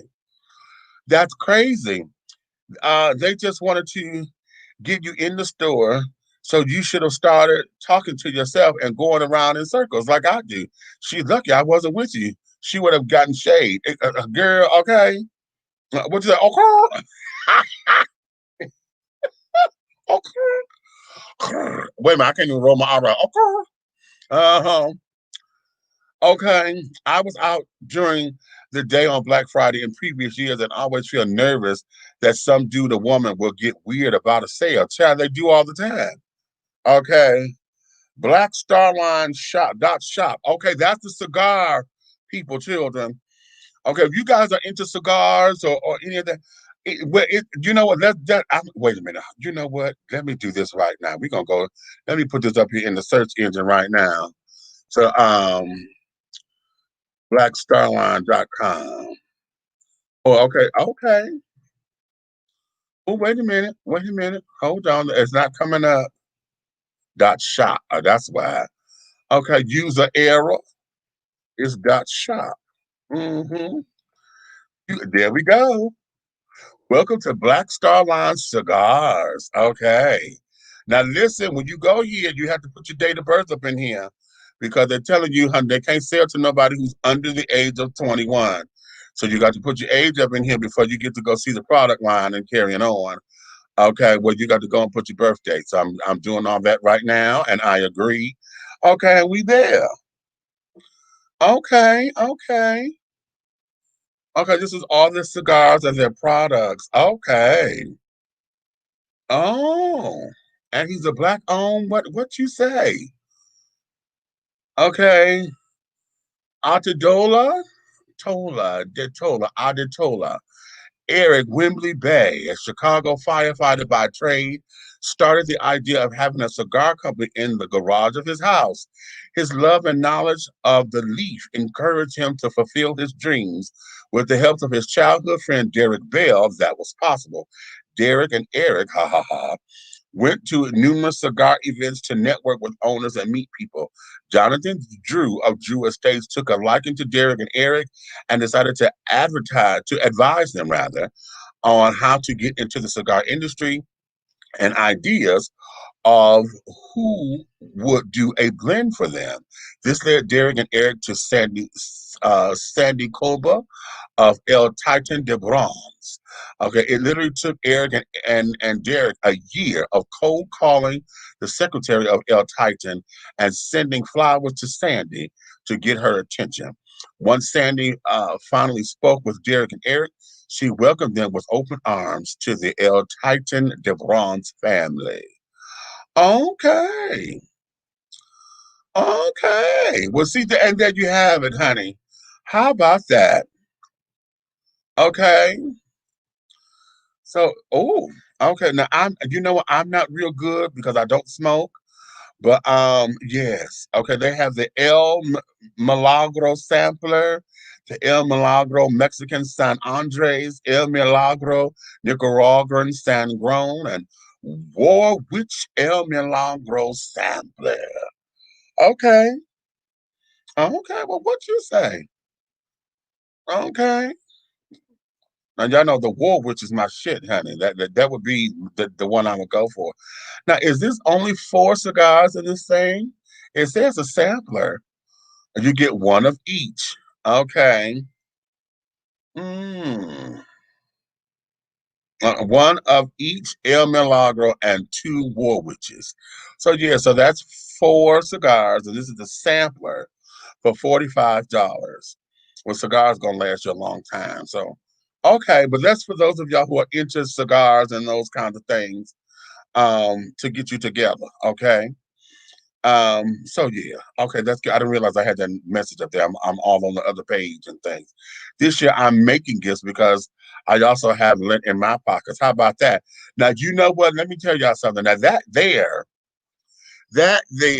making of the gifts, that would be I think that's principle number 6 of Kwanzaa. Is it 5 or 6?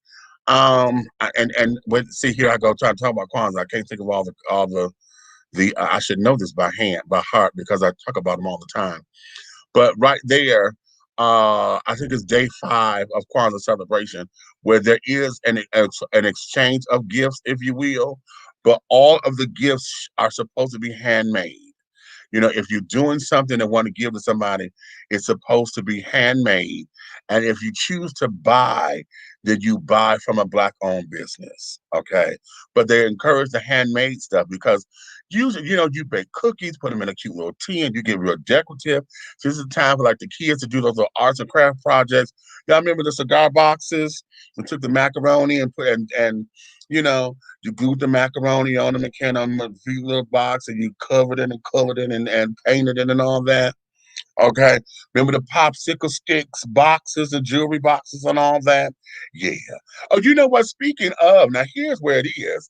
For those of y'all who got old cigar boxes and stuff, I need a few actually, because you can take those and cover them in some cute little get y'all some um kente print fabric and cover the box, and then make a cute little African jewelry box or whatever for your mom or whatever, a stationery box, get some stationery that fits into the little thing, little notepads and some pens and stuff. So you can have a little stationery set to put on the desk or whatever. That'd be real cute. Okay. Real, real, real, real, real, real cute. Okay. What you say? I got occur from Helena Hologram. Send me your address if you want a hat. Okay, right. Okay, Eric, I'm a crafter. I really, I'm really into crochet and have a huge stash of yarn to go through that I've collected over the years. It's not sad. I love it. Okay. Okay. Did you know what? Yeah, now see, I'm telling you, That's where it is, child. You better understand baby blankets and all of that. Am I the only person that's seeing people not socially distanced and wearing masks? Okay, Pernita? Pernita. Okay, Pernita? You go, okay. We finna go to start a whole, that there is Pandora's box. Okay? That's the Pandora's box, baby. Because the children, people are just people. Okay, and I really would play that damn song by Queen Latifah and Mary J. Blige, honey. It's called People. They're just people. And they ain't gonna, they're just not gonna do. Folks ain't gonna do right because they don't want to do right. Okay. And it's sad. It's not going folks ain't gonna get it until it happens to them. Okay. Until it happens to them. Cookies counted as a homemade gift, not even necessary for them to have to be from scratch. How about that? Exactly. Child, sit down there, take them out the pack, honey. Get you some chipper whores or something and put them in a cute little decorative little something on there tied up with a card.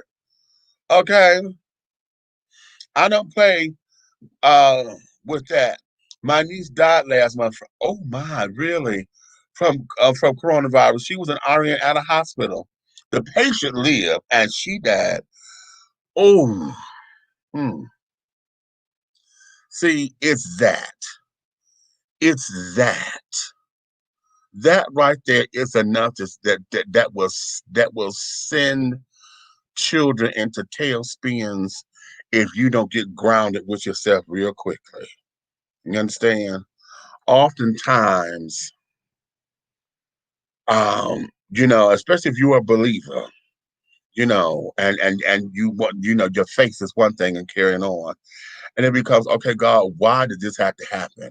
Because I put that in the same thing like a car accident. Okay, this bitch driving drunk, but she gets to walk away from the damn accident that she caused, and then the passenger dead. Same shit. How is it that you come up in here with the corona? Okay, you going through all you going through, but this baby over here is the one that. And not to say that we wishing death on corona positive people. The idea is being human. That's the thought. The thought is, how the fuck this baby over here dead, and she taking care of your ass, and you the one that got the shit, and you walk up out this bitch. That becomes it becomes a difficult process because you have to process those feelings down. And you have to get to a place where you can have a woosah moment and be like, okay, you know what? Okay, it is what it is. And so now we have to be on a mission to be like, okay, no, this shit is real. For those of y'all who don't believe it, honey, miss me with that. I don't believe it bullshit because tell that to the 250,000 people who are dead from it. Okay, right. Okay, I hear you still want you to receive the funds you rightfully deserve. Okay, hashtag show Amy the money. Okay, right. We used to make them as pencil holders. Okay, right. Yeah, take me back. Take me back. Okay. No, you are not.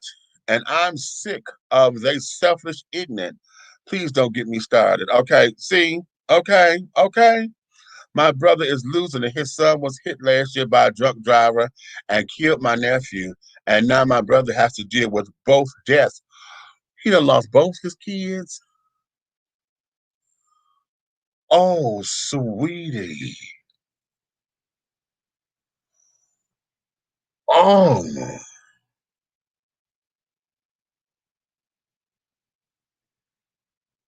a year apart.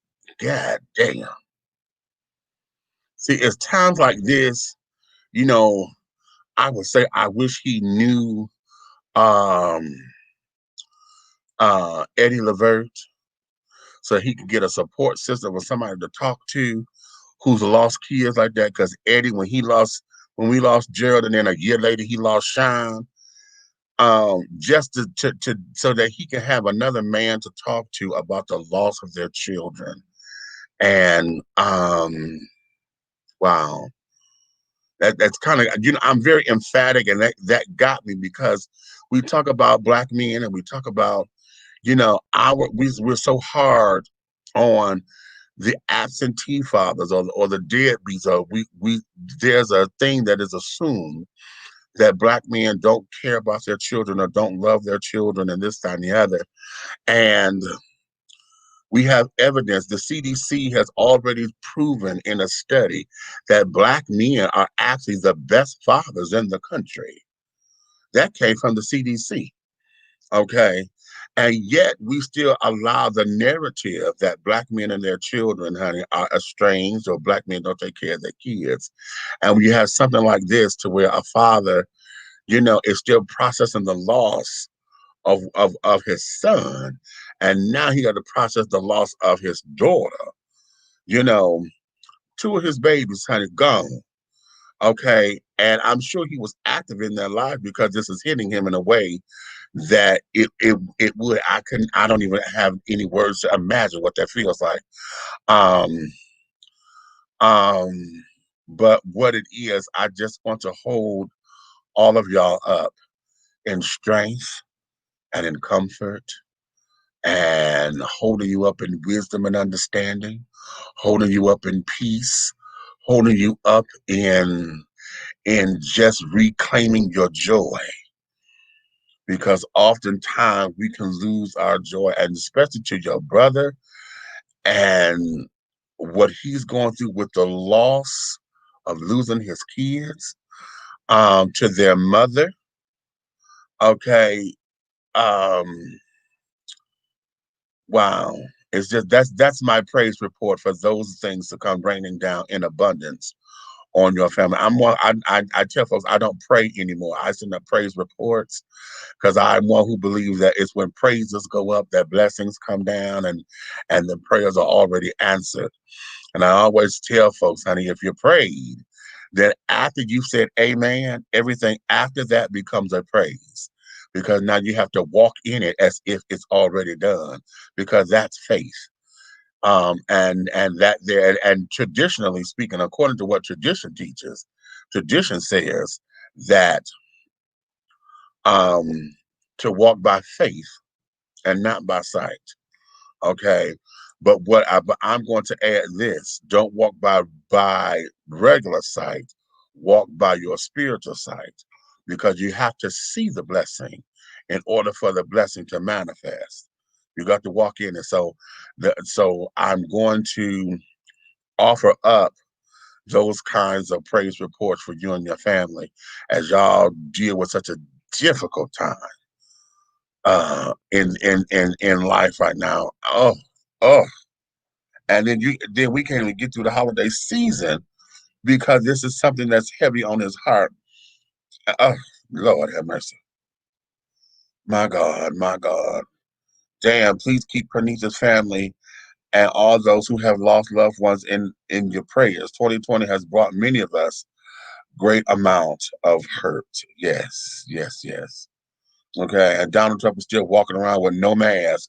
The problem is he couldn't go to the hospital and hold her hand. That's the terrible way to die. Oh, that's right. That's right.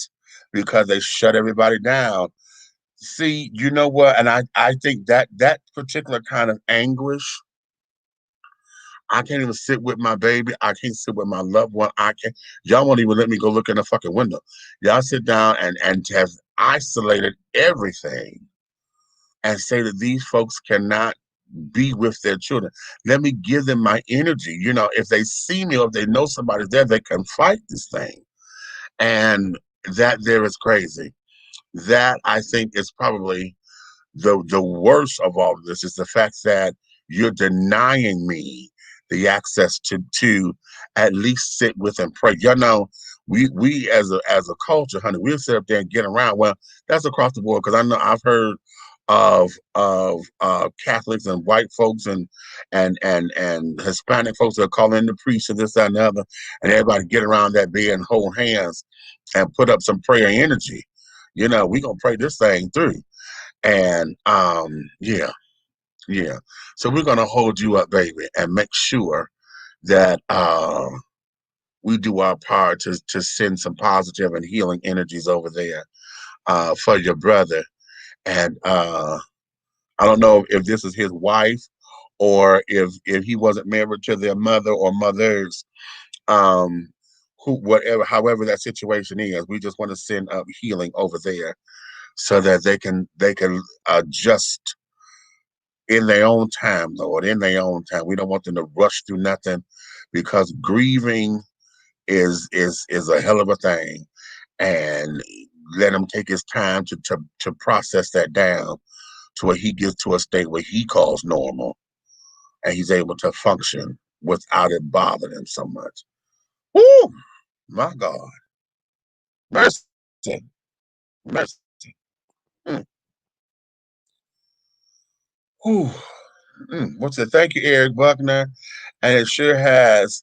Last year, my brother and his wife, because this is his wife, were pleading for the person that killed their son to turn themselves in, or if anyone saw anything, to contact the police. Okay, so yeah, so you just answered that. Okay, so this is his wife. Okay, and okay. Um, mm, mm, mm, mm, mm.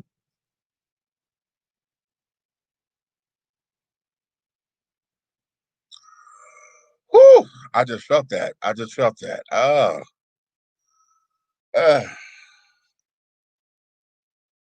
oh, y'all know I'm a crybaby anyway, honey. It don't take much. It don't take much. Okay. Oh, he's still married to their mother. Okay. Okay. Ooh, girl. Mm, mm. My God, today. Ooh, listen. Wait a minute. Let me. Oh, okay. Wait a minute. That done got heavy. Let me take another look. I'm gonna take a short one. I'm gonna take a real long one. Let me take a short one so I can just readjust, honey. Let me readjust. I'll be right back. Okay. Ooh, damn. Attention all business owners. Use your advertising dollars here. Looking to reach a more diverse audience for your products and your services? Well, this is the platform for you. Dishing Tea Entertainment welcomes all businesses who wish to expand their brands and looking for clientele that's more than grown and sexy, but also the seasoned and sophisticated. For more information on how this spot can be yours, contact Big Meat at 404-914-5610 or go to our website at www.dishingtea.com. The views and opinions expressed here on Dishing Tea TV are strictly those of the hosts and guests of this program. They do not reflect the views and opinions or governing actions of any of the sponsors or affiliates of Dishing Tea Entertainment, Artist First Entertainment, Big Guy ENT, Atlanta Hot Radio, Black GDP TV, or Diversity TV. Your viewing and listening discretion is advised. All right. And we are back. Okay. Eric, what you say? We need a commercial, please. Oh, yeah. Yeah, because see, the vicissitudes of life, honey, just takes us through a whirlwind. Okay. And when we're faced with it, honey, it's okay to deal with. A lot of us end up self-medicating or doing other things to try to escape it or try to run from it. But we can't run. We have to be honest and we have to deal with it when it's up here. Okay, so sometimes it takes a minute and we have to allow the process to happen. Y'all know I say the process is sandpaper for the soul, baby. And it's not cute. The process is never cute. Okay, it ain't never, ever, ever cute. Okay, ever. Okay. Um, yes, child. Yes, child. It ain't cute. It ain't cute. Um, I want to play this clip if I can find it. Um, um, and I'm hoping that it comes up real cutely and I mean, yeah. Wait a minute. Do I get it? Oh, please say I got it. Please say I got it. How many of y'all are hip to this bitch, Miss Thing? Miss Paula uh uh uh what's her name? Paula White. Uh-huh. Uh, I'm trying to catch a little video and things of that nature. Um, oh, yeah. Hold on, because I'm trying to see what's happening here. Oh, yeah, here it is. I got it, but hold on. I got to go up in here and unblock the damn ad blocker. So I can play this damn little clip. Come on, shit. This thing gets on my nerves.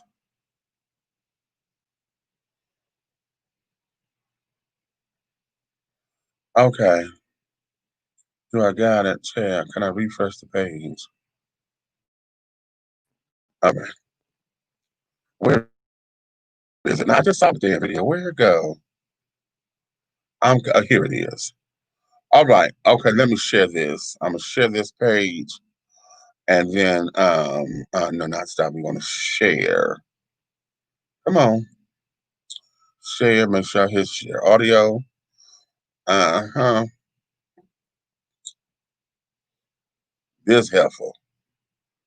Okay, can y'all see that? Let me. I'm hit Christ play likeness button. is not found in my gender. It is not found in my culture. It is not found in my ethnicity. It is not found in KKK. It is not found in Antifa. And it is not found in Black Lives Matter, all which are anti-Christ and even terrorist organizations. Christ likeness is not found I'm gonna say it one in more my time. gender. Mm-hmm. It is not found in my culture. It is not found in my ethnicity. It is not found in KKK. It is not found in Antifa. And it is not found in Black Lives Matter, all which are anti-Christ and even terrorist organizations. Christ-like. Uh-huh. Yeah. Okay. Okay. Now y'all heard I had to let it play twice. Okay. Oh, okay, Pernita. She says Paula White, a racist bitch. Okay, girl, sit your ass down, bitch. Bitch. But they claiming to be a person of God. Fool, please. Okay. Here is the problem. Here is the problem. The problem that I'm having with all of her rhetoric and carrying on, and she going to Africa and praying for the African ancestor angels or whatever to come down and this, that, and the other.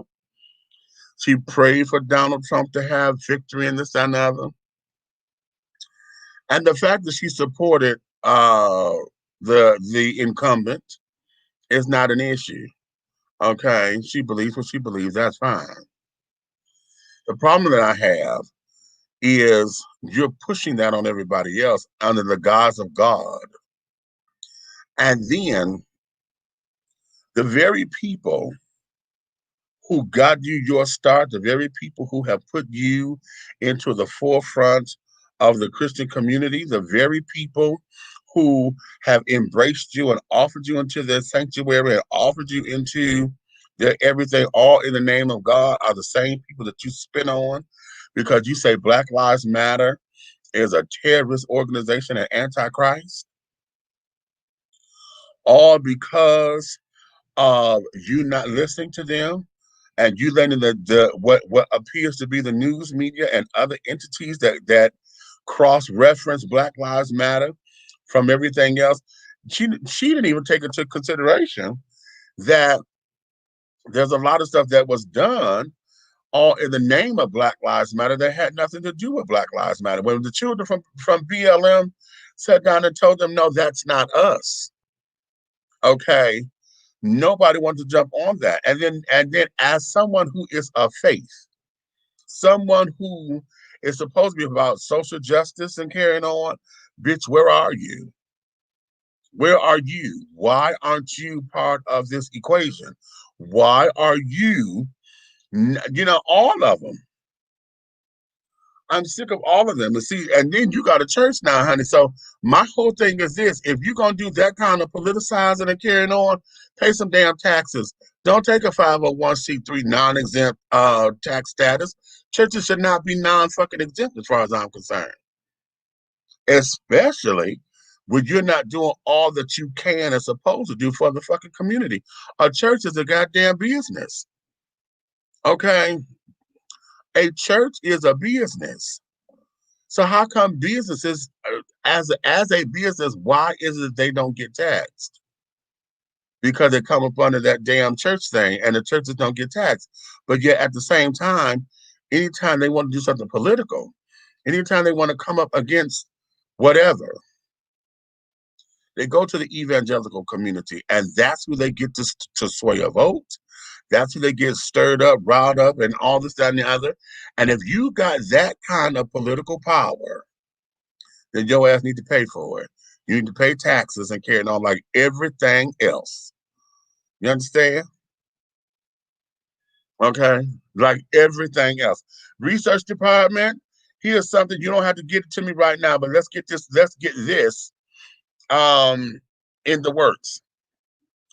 What we need to know all of these multi-million-dollar businesses who do not or have not paid taxes. Because they're saying Amazon, Google, I want to say Facebook, because I think they're trying to get on Zuckerberg and say he ain't paying no taxes. We need to look at all these great, big, huge companies who have benefited from not paying a tax. And then let's look at either what kind of taxes they haven't paid, because I wonder when they built their properties and stuff, if they got away from paying abatement taxes and all that kind of stuff. Let's look at that. Now, that's going to take some doing, but we need to look at that to see what the hell that is. Okay. And so is Pat Robinson, the 700. You know that motherfucker I'm going to say this, and it's going to sound hateful, and it's going to sound that way. But the day that he go ahead on and give up the ghost, child, he been laboring so long. Oh, let me put it this way. He needs to retire. He needs to sit his old ass down and retire. Okay? Just fucking retire. I guess, listen, I hear his voice in the morning. If I do not turn my TV, the 700 Club would be coming on or whatever. What the fuck is this? I forgot the even show even came on. No, we're going to turn all that shit. You do not get to spew any of your poison, any of your nonsense into my household, honey. No, you don't. Okay? You don't. And the sad thing is that he believes that. And okay, if that's what you believe, God help you. Okay? But as for me and my house, no, we ain't going to follow that. Okay?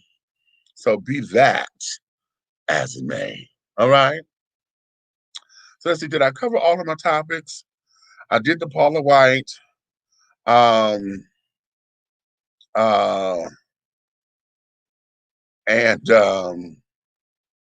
a minute, hold on. I'm trying to pull it up to make sure I covered everything that I said. And I'm going to make that happen. Okay. Black Friday. Oh, okay, yeah, because I caught my saying that was supposed to be a couple of busted. You know how when you make tea leaves in a tea bag and the bag busted, you get all the damn tea leaves in the bottom of the thing. That's what that Paula White issue was for. It's supposed to be busted tea, a busted tea bag. So yeah, but I've covered everything that I wanted to cover tonight. I'm going over my points because I put it up on the wall. And that there is that. So what I'm going to do, I'm going to let you guys get back to some semblances of your evening. And wait a minute, hold on. We got the comments still coming in. We are literally talking hundreds of companies not paying billions of dollars a year. For example, Jeff Bezos is estimated to be the first trillionaire by the end of this decade, even after paying his ex-wife billions of dollars in in divorce settlement money. Yeah, that's true. That there is true. Okay. Okay. Pat Robinson sitting up there looking like the crypt keeper in the turtleneck.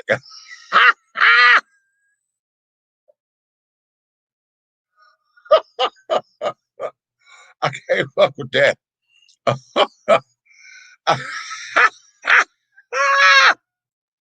Exactly.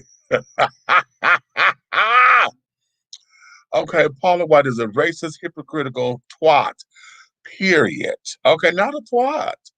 Did you? Oh, you went all the way back for that one, honey. I heard that in a little piece of a minute. Okay. So, oh, that there, yeah, that there was that, honey. So I'm gonna let you guys get back into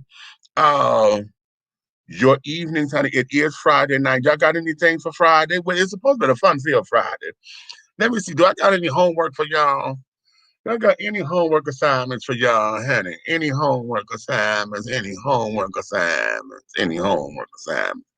You know, yes, I do. Let's have some fun. I'm going to end this on a cute little fun little note.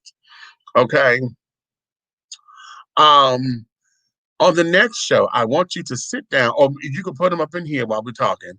What were some of your favorite board games that you played during board game night? Okay. What were some of your favorite board games that you played during board game night? I don't know if you guys know this or not. However, if you go on Amazon.com, honey, there are 2 different Wonder Woman board games that are available. Ask me how I know. Wait a minute. Hold on. Oh, wait a minute. Hold on. Don't go nowhere. I'll be right back. But I got to get up. So let me play. Listen, y'all listen to my song again, honey. Listen to my song. I'll be right back. Oh, come on, Mouse. What is Mouse?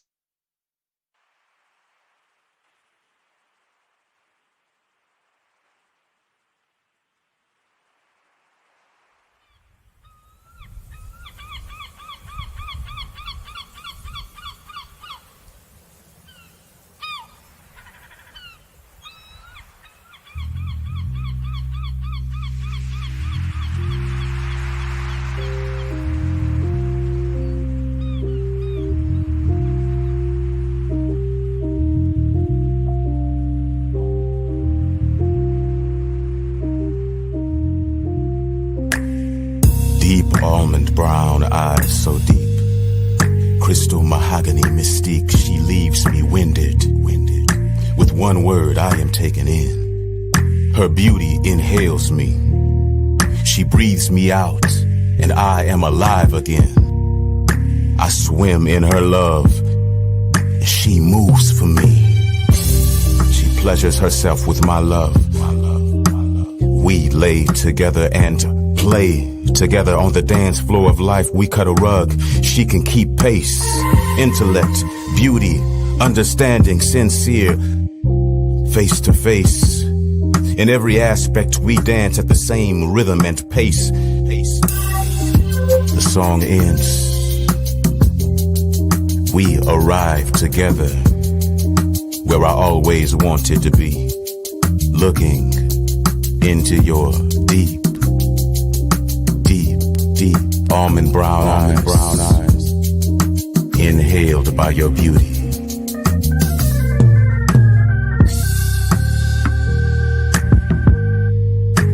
Love is love.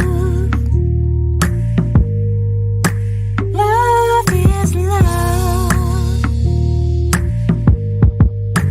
Love is love.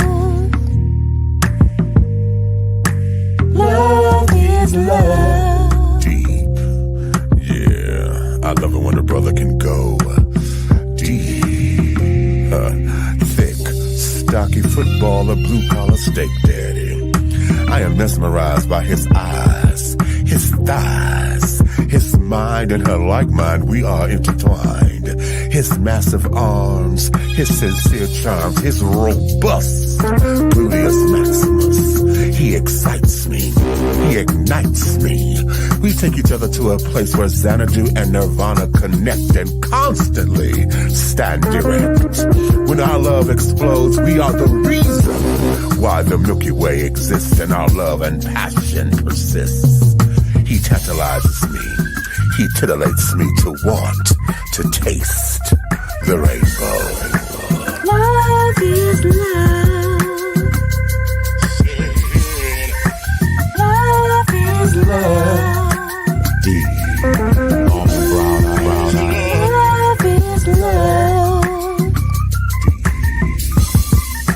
Almond brown Love eye. is love. D. Almond brown eye, brown eye. Love is love. Almond brown eye. Love is love. Love is love.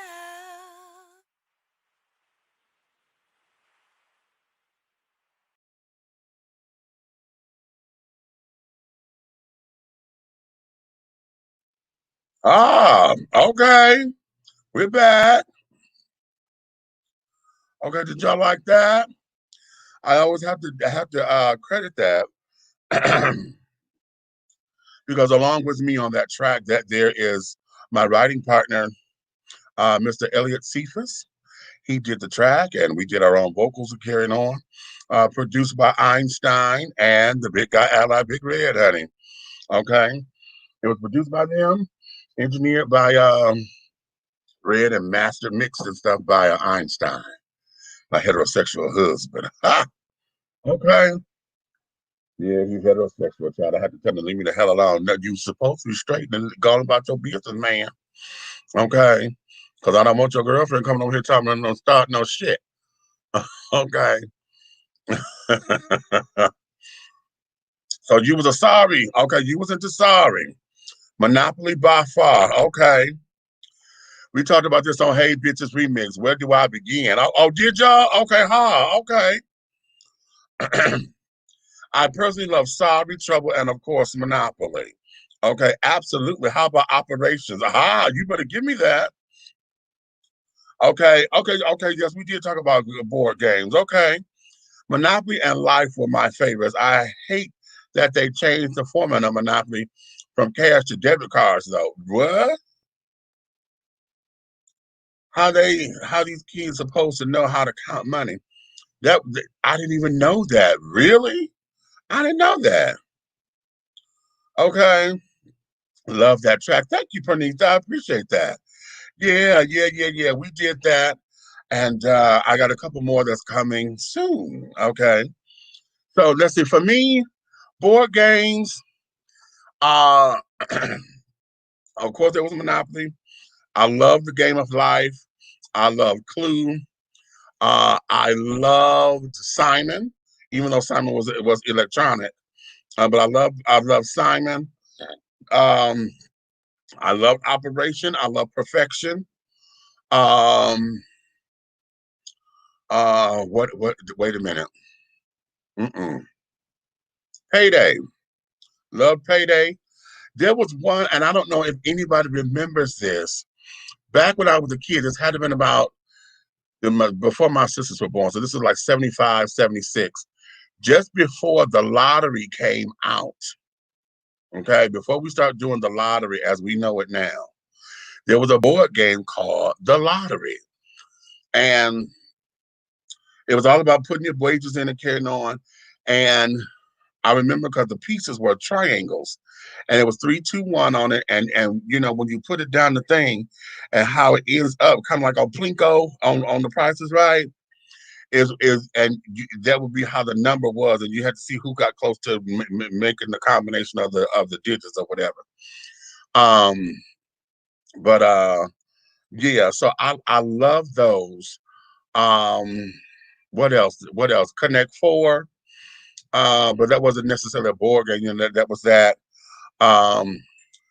Oh yeah, come on, TJ, because I like that one too. Trivial Pursuit. That was the intellectual children, honey. Okay. Yes. What we got? Checkers and chess. Okay. Was more into card games in my early, like gin rummy, go fish, I declare war, and of course, face I. See, now listen. Now, how did you play it? Did you play I declare war? Would you lay down the cards, or did you I declare war?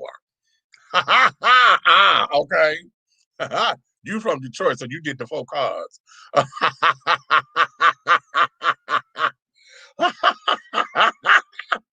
Okay. I can't remember where I was, but I saw this new version a few years ago when I was at the shopping mall. Okay. Oh, child. Okay. Now, okay. 4 card. Okay, exactly. I know. I know you from Detroit, child. That's how we played. And 4 cards. Now let me hip y'all up because I told y'all. Look at this. This is the one. You see that? Wonder Woman, the Challenge of the Amazons. Ah. It says, because I haven't opened it yet. The Amazons, a powerful tribe of warriors, have lived in peace for centuries on the tranquil islands of Themyscira. That peace is shattered when their enemy invade. Now it's up to you to defend your home from Ares, the cheetah, and Circe. In this cooperative game, you'll strategize together, face your foes on the battlefield, and rise up to meet the challenge of the Amazons. This is the shit. You understand me? No, it was this here only $27, and I saw this at Target. Y'all know I had came home a couple weeks ago, and I was going through Target because every time I go there, they always have a lot of cute little Wonder Woman stuff that a lot of folks don't get or don't know about. So I went tramping through there, and I came across this game. But I couldn't buy it because I didn't have any room in my bag to bring it home. And my little bag, personal bag, was already stuffed. Because I had found some Wonder Woman Christmas ornaments at the Walmart that was already in a box. I just couldn't do it. So I went to Amazon.com, honey, and I found this $6 cheaper. Okay. And since I'm on Prime, I got free shipping. So I didn't have to worry about that. But then I found this one. Okay. Let the battle for Themyscira begin. Okay.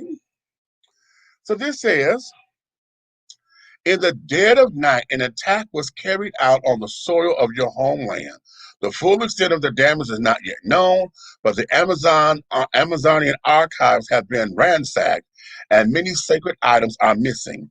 Whispers of an ancient prophecy begin to swirl, one that warns of the unrelenting evil. It has been believed that the artifacts were stolen and are used to release this terrible evil on the world of man.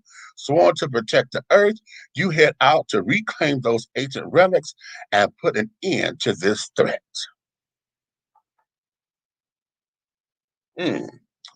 Okay. I don't know if y'all can see that. The board. What the board looks like. Okay. But yeah. So I can't wait to sit down and get these, understand how to play the game and carry on, because baby, this is gonna be shit. Okay. Both of them were like what? $25 and under, I believe. So yes, okay.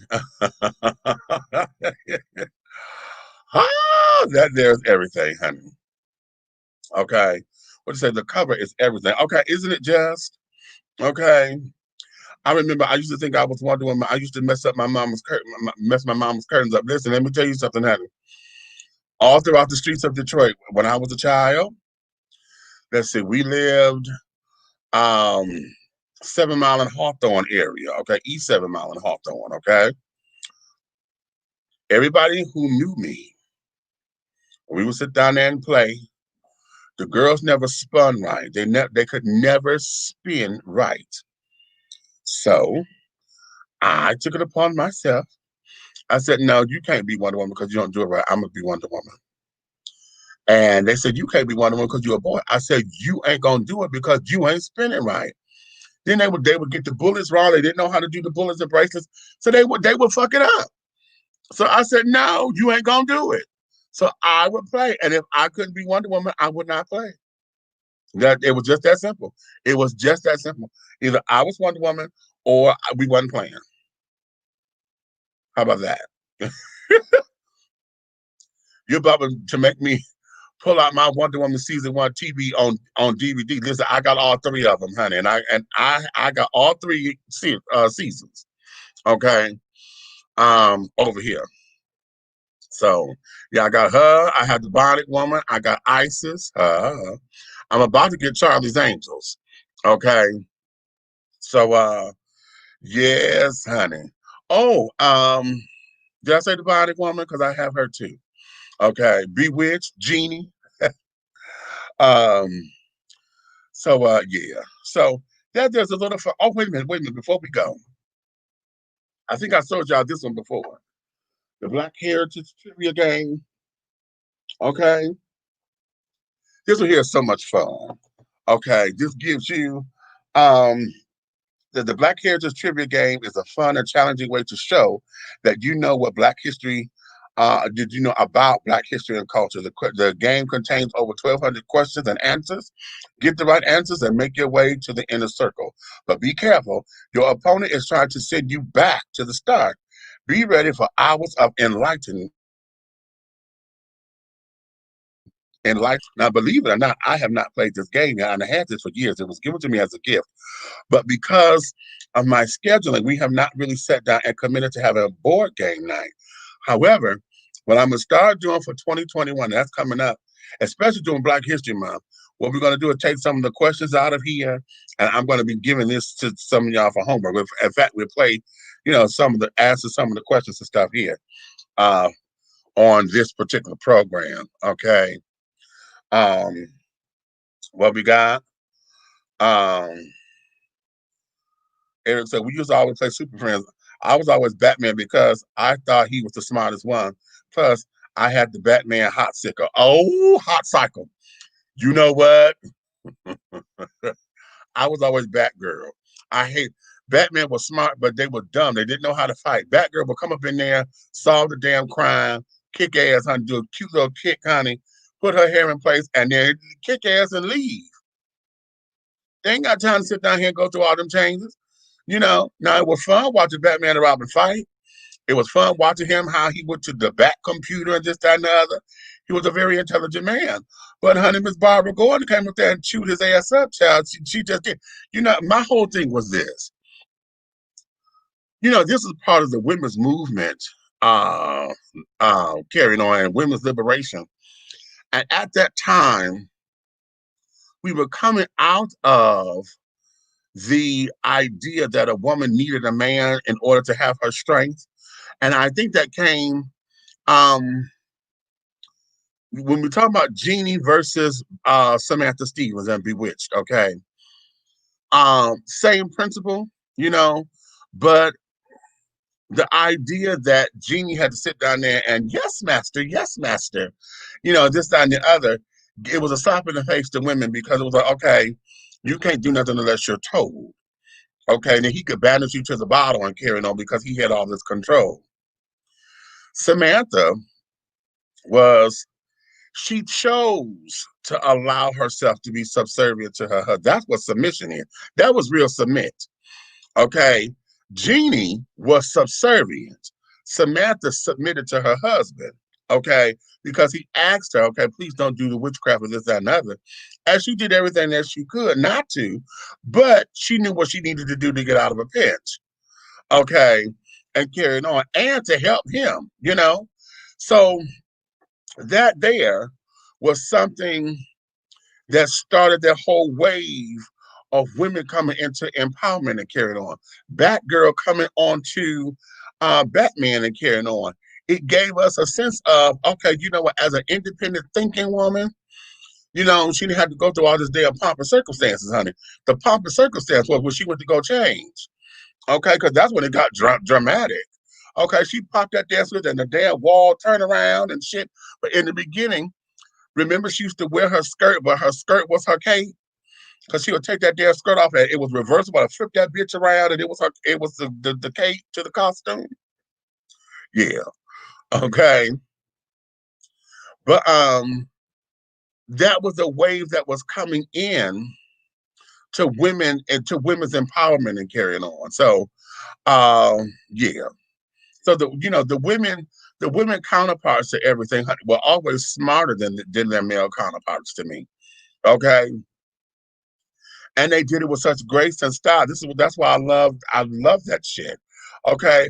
A woman can sit up there and kick ass and then come back up and whip her head back into place and be like, bitch, wipe the sweat from her brow. Uh-huh. Okay, put her gloves back on, her little white thing, like grab her purse, but okay, let's go. Bitch, it was over. I live for that. I fucking live for that.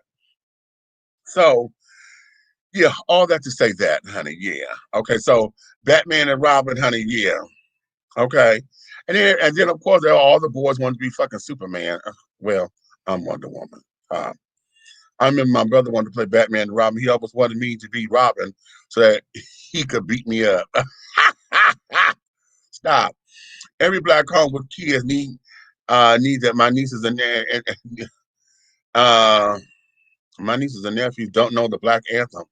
Well, they don't know Lift Every Voice and Sing. Oh, stop. Okay. Okay, right.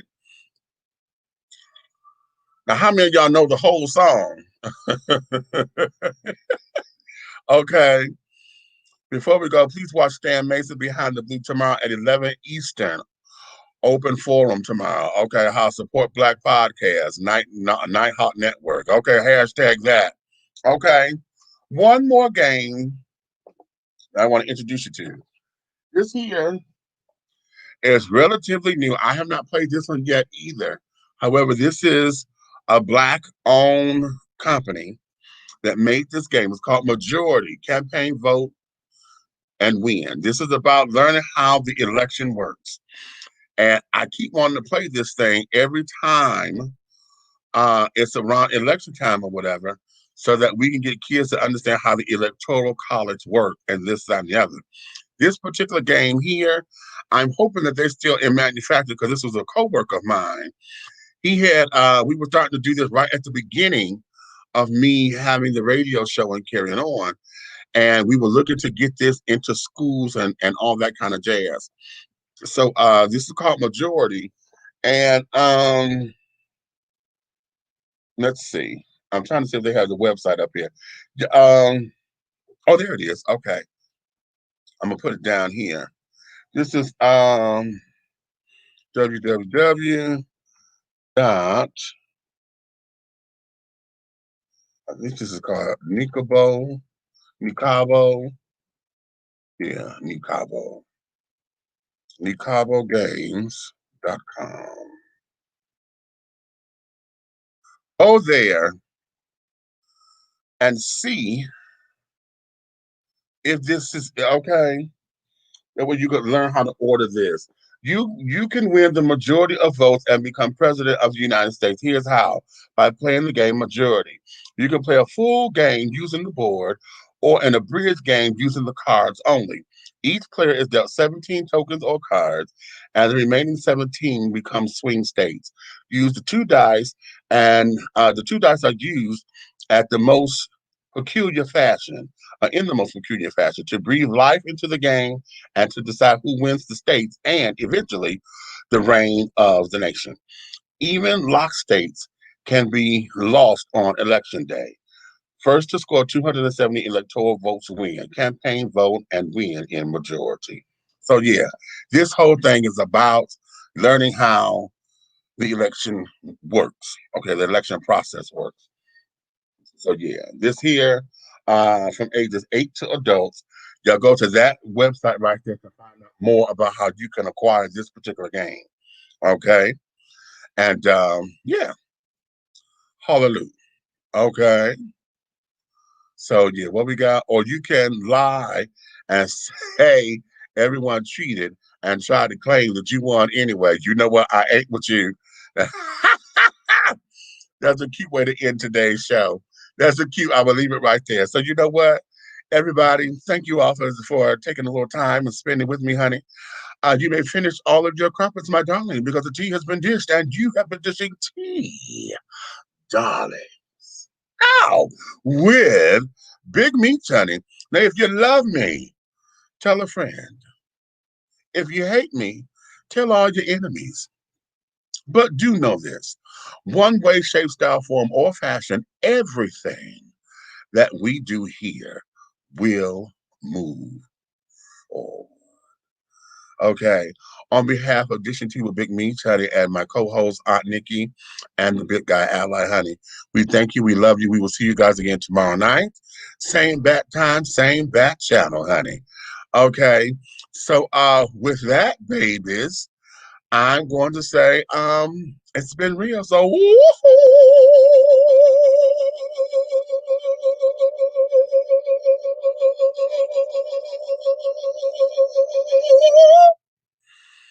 and scene.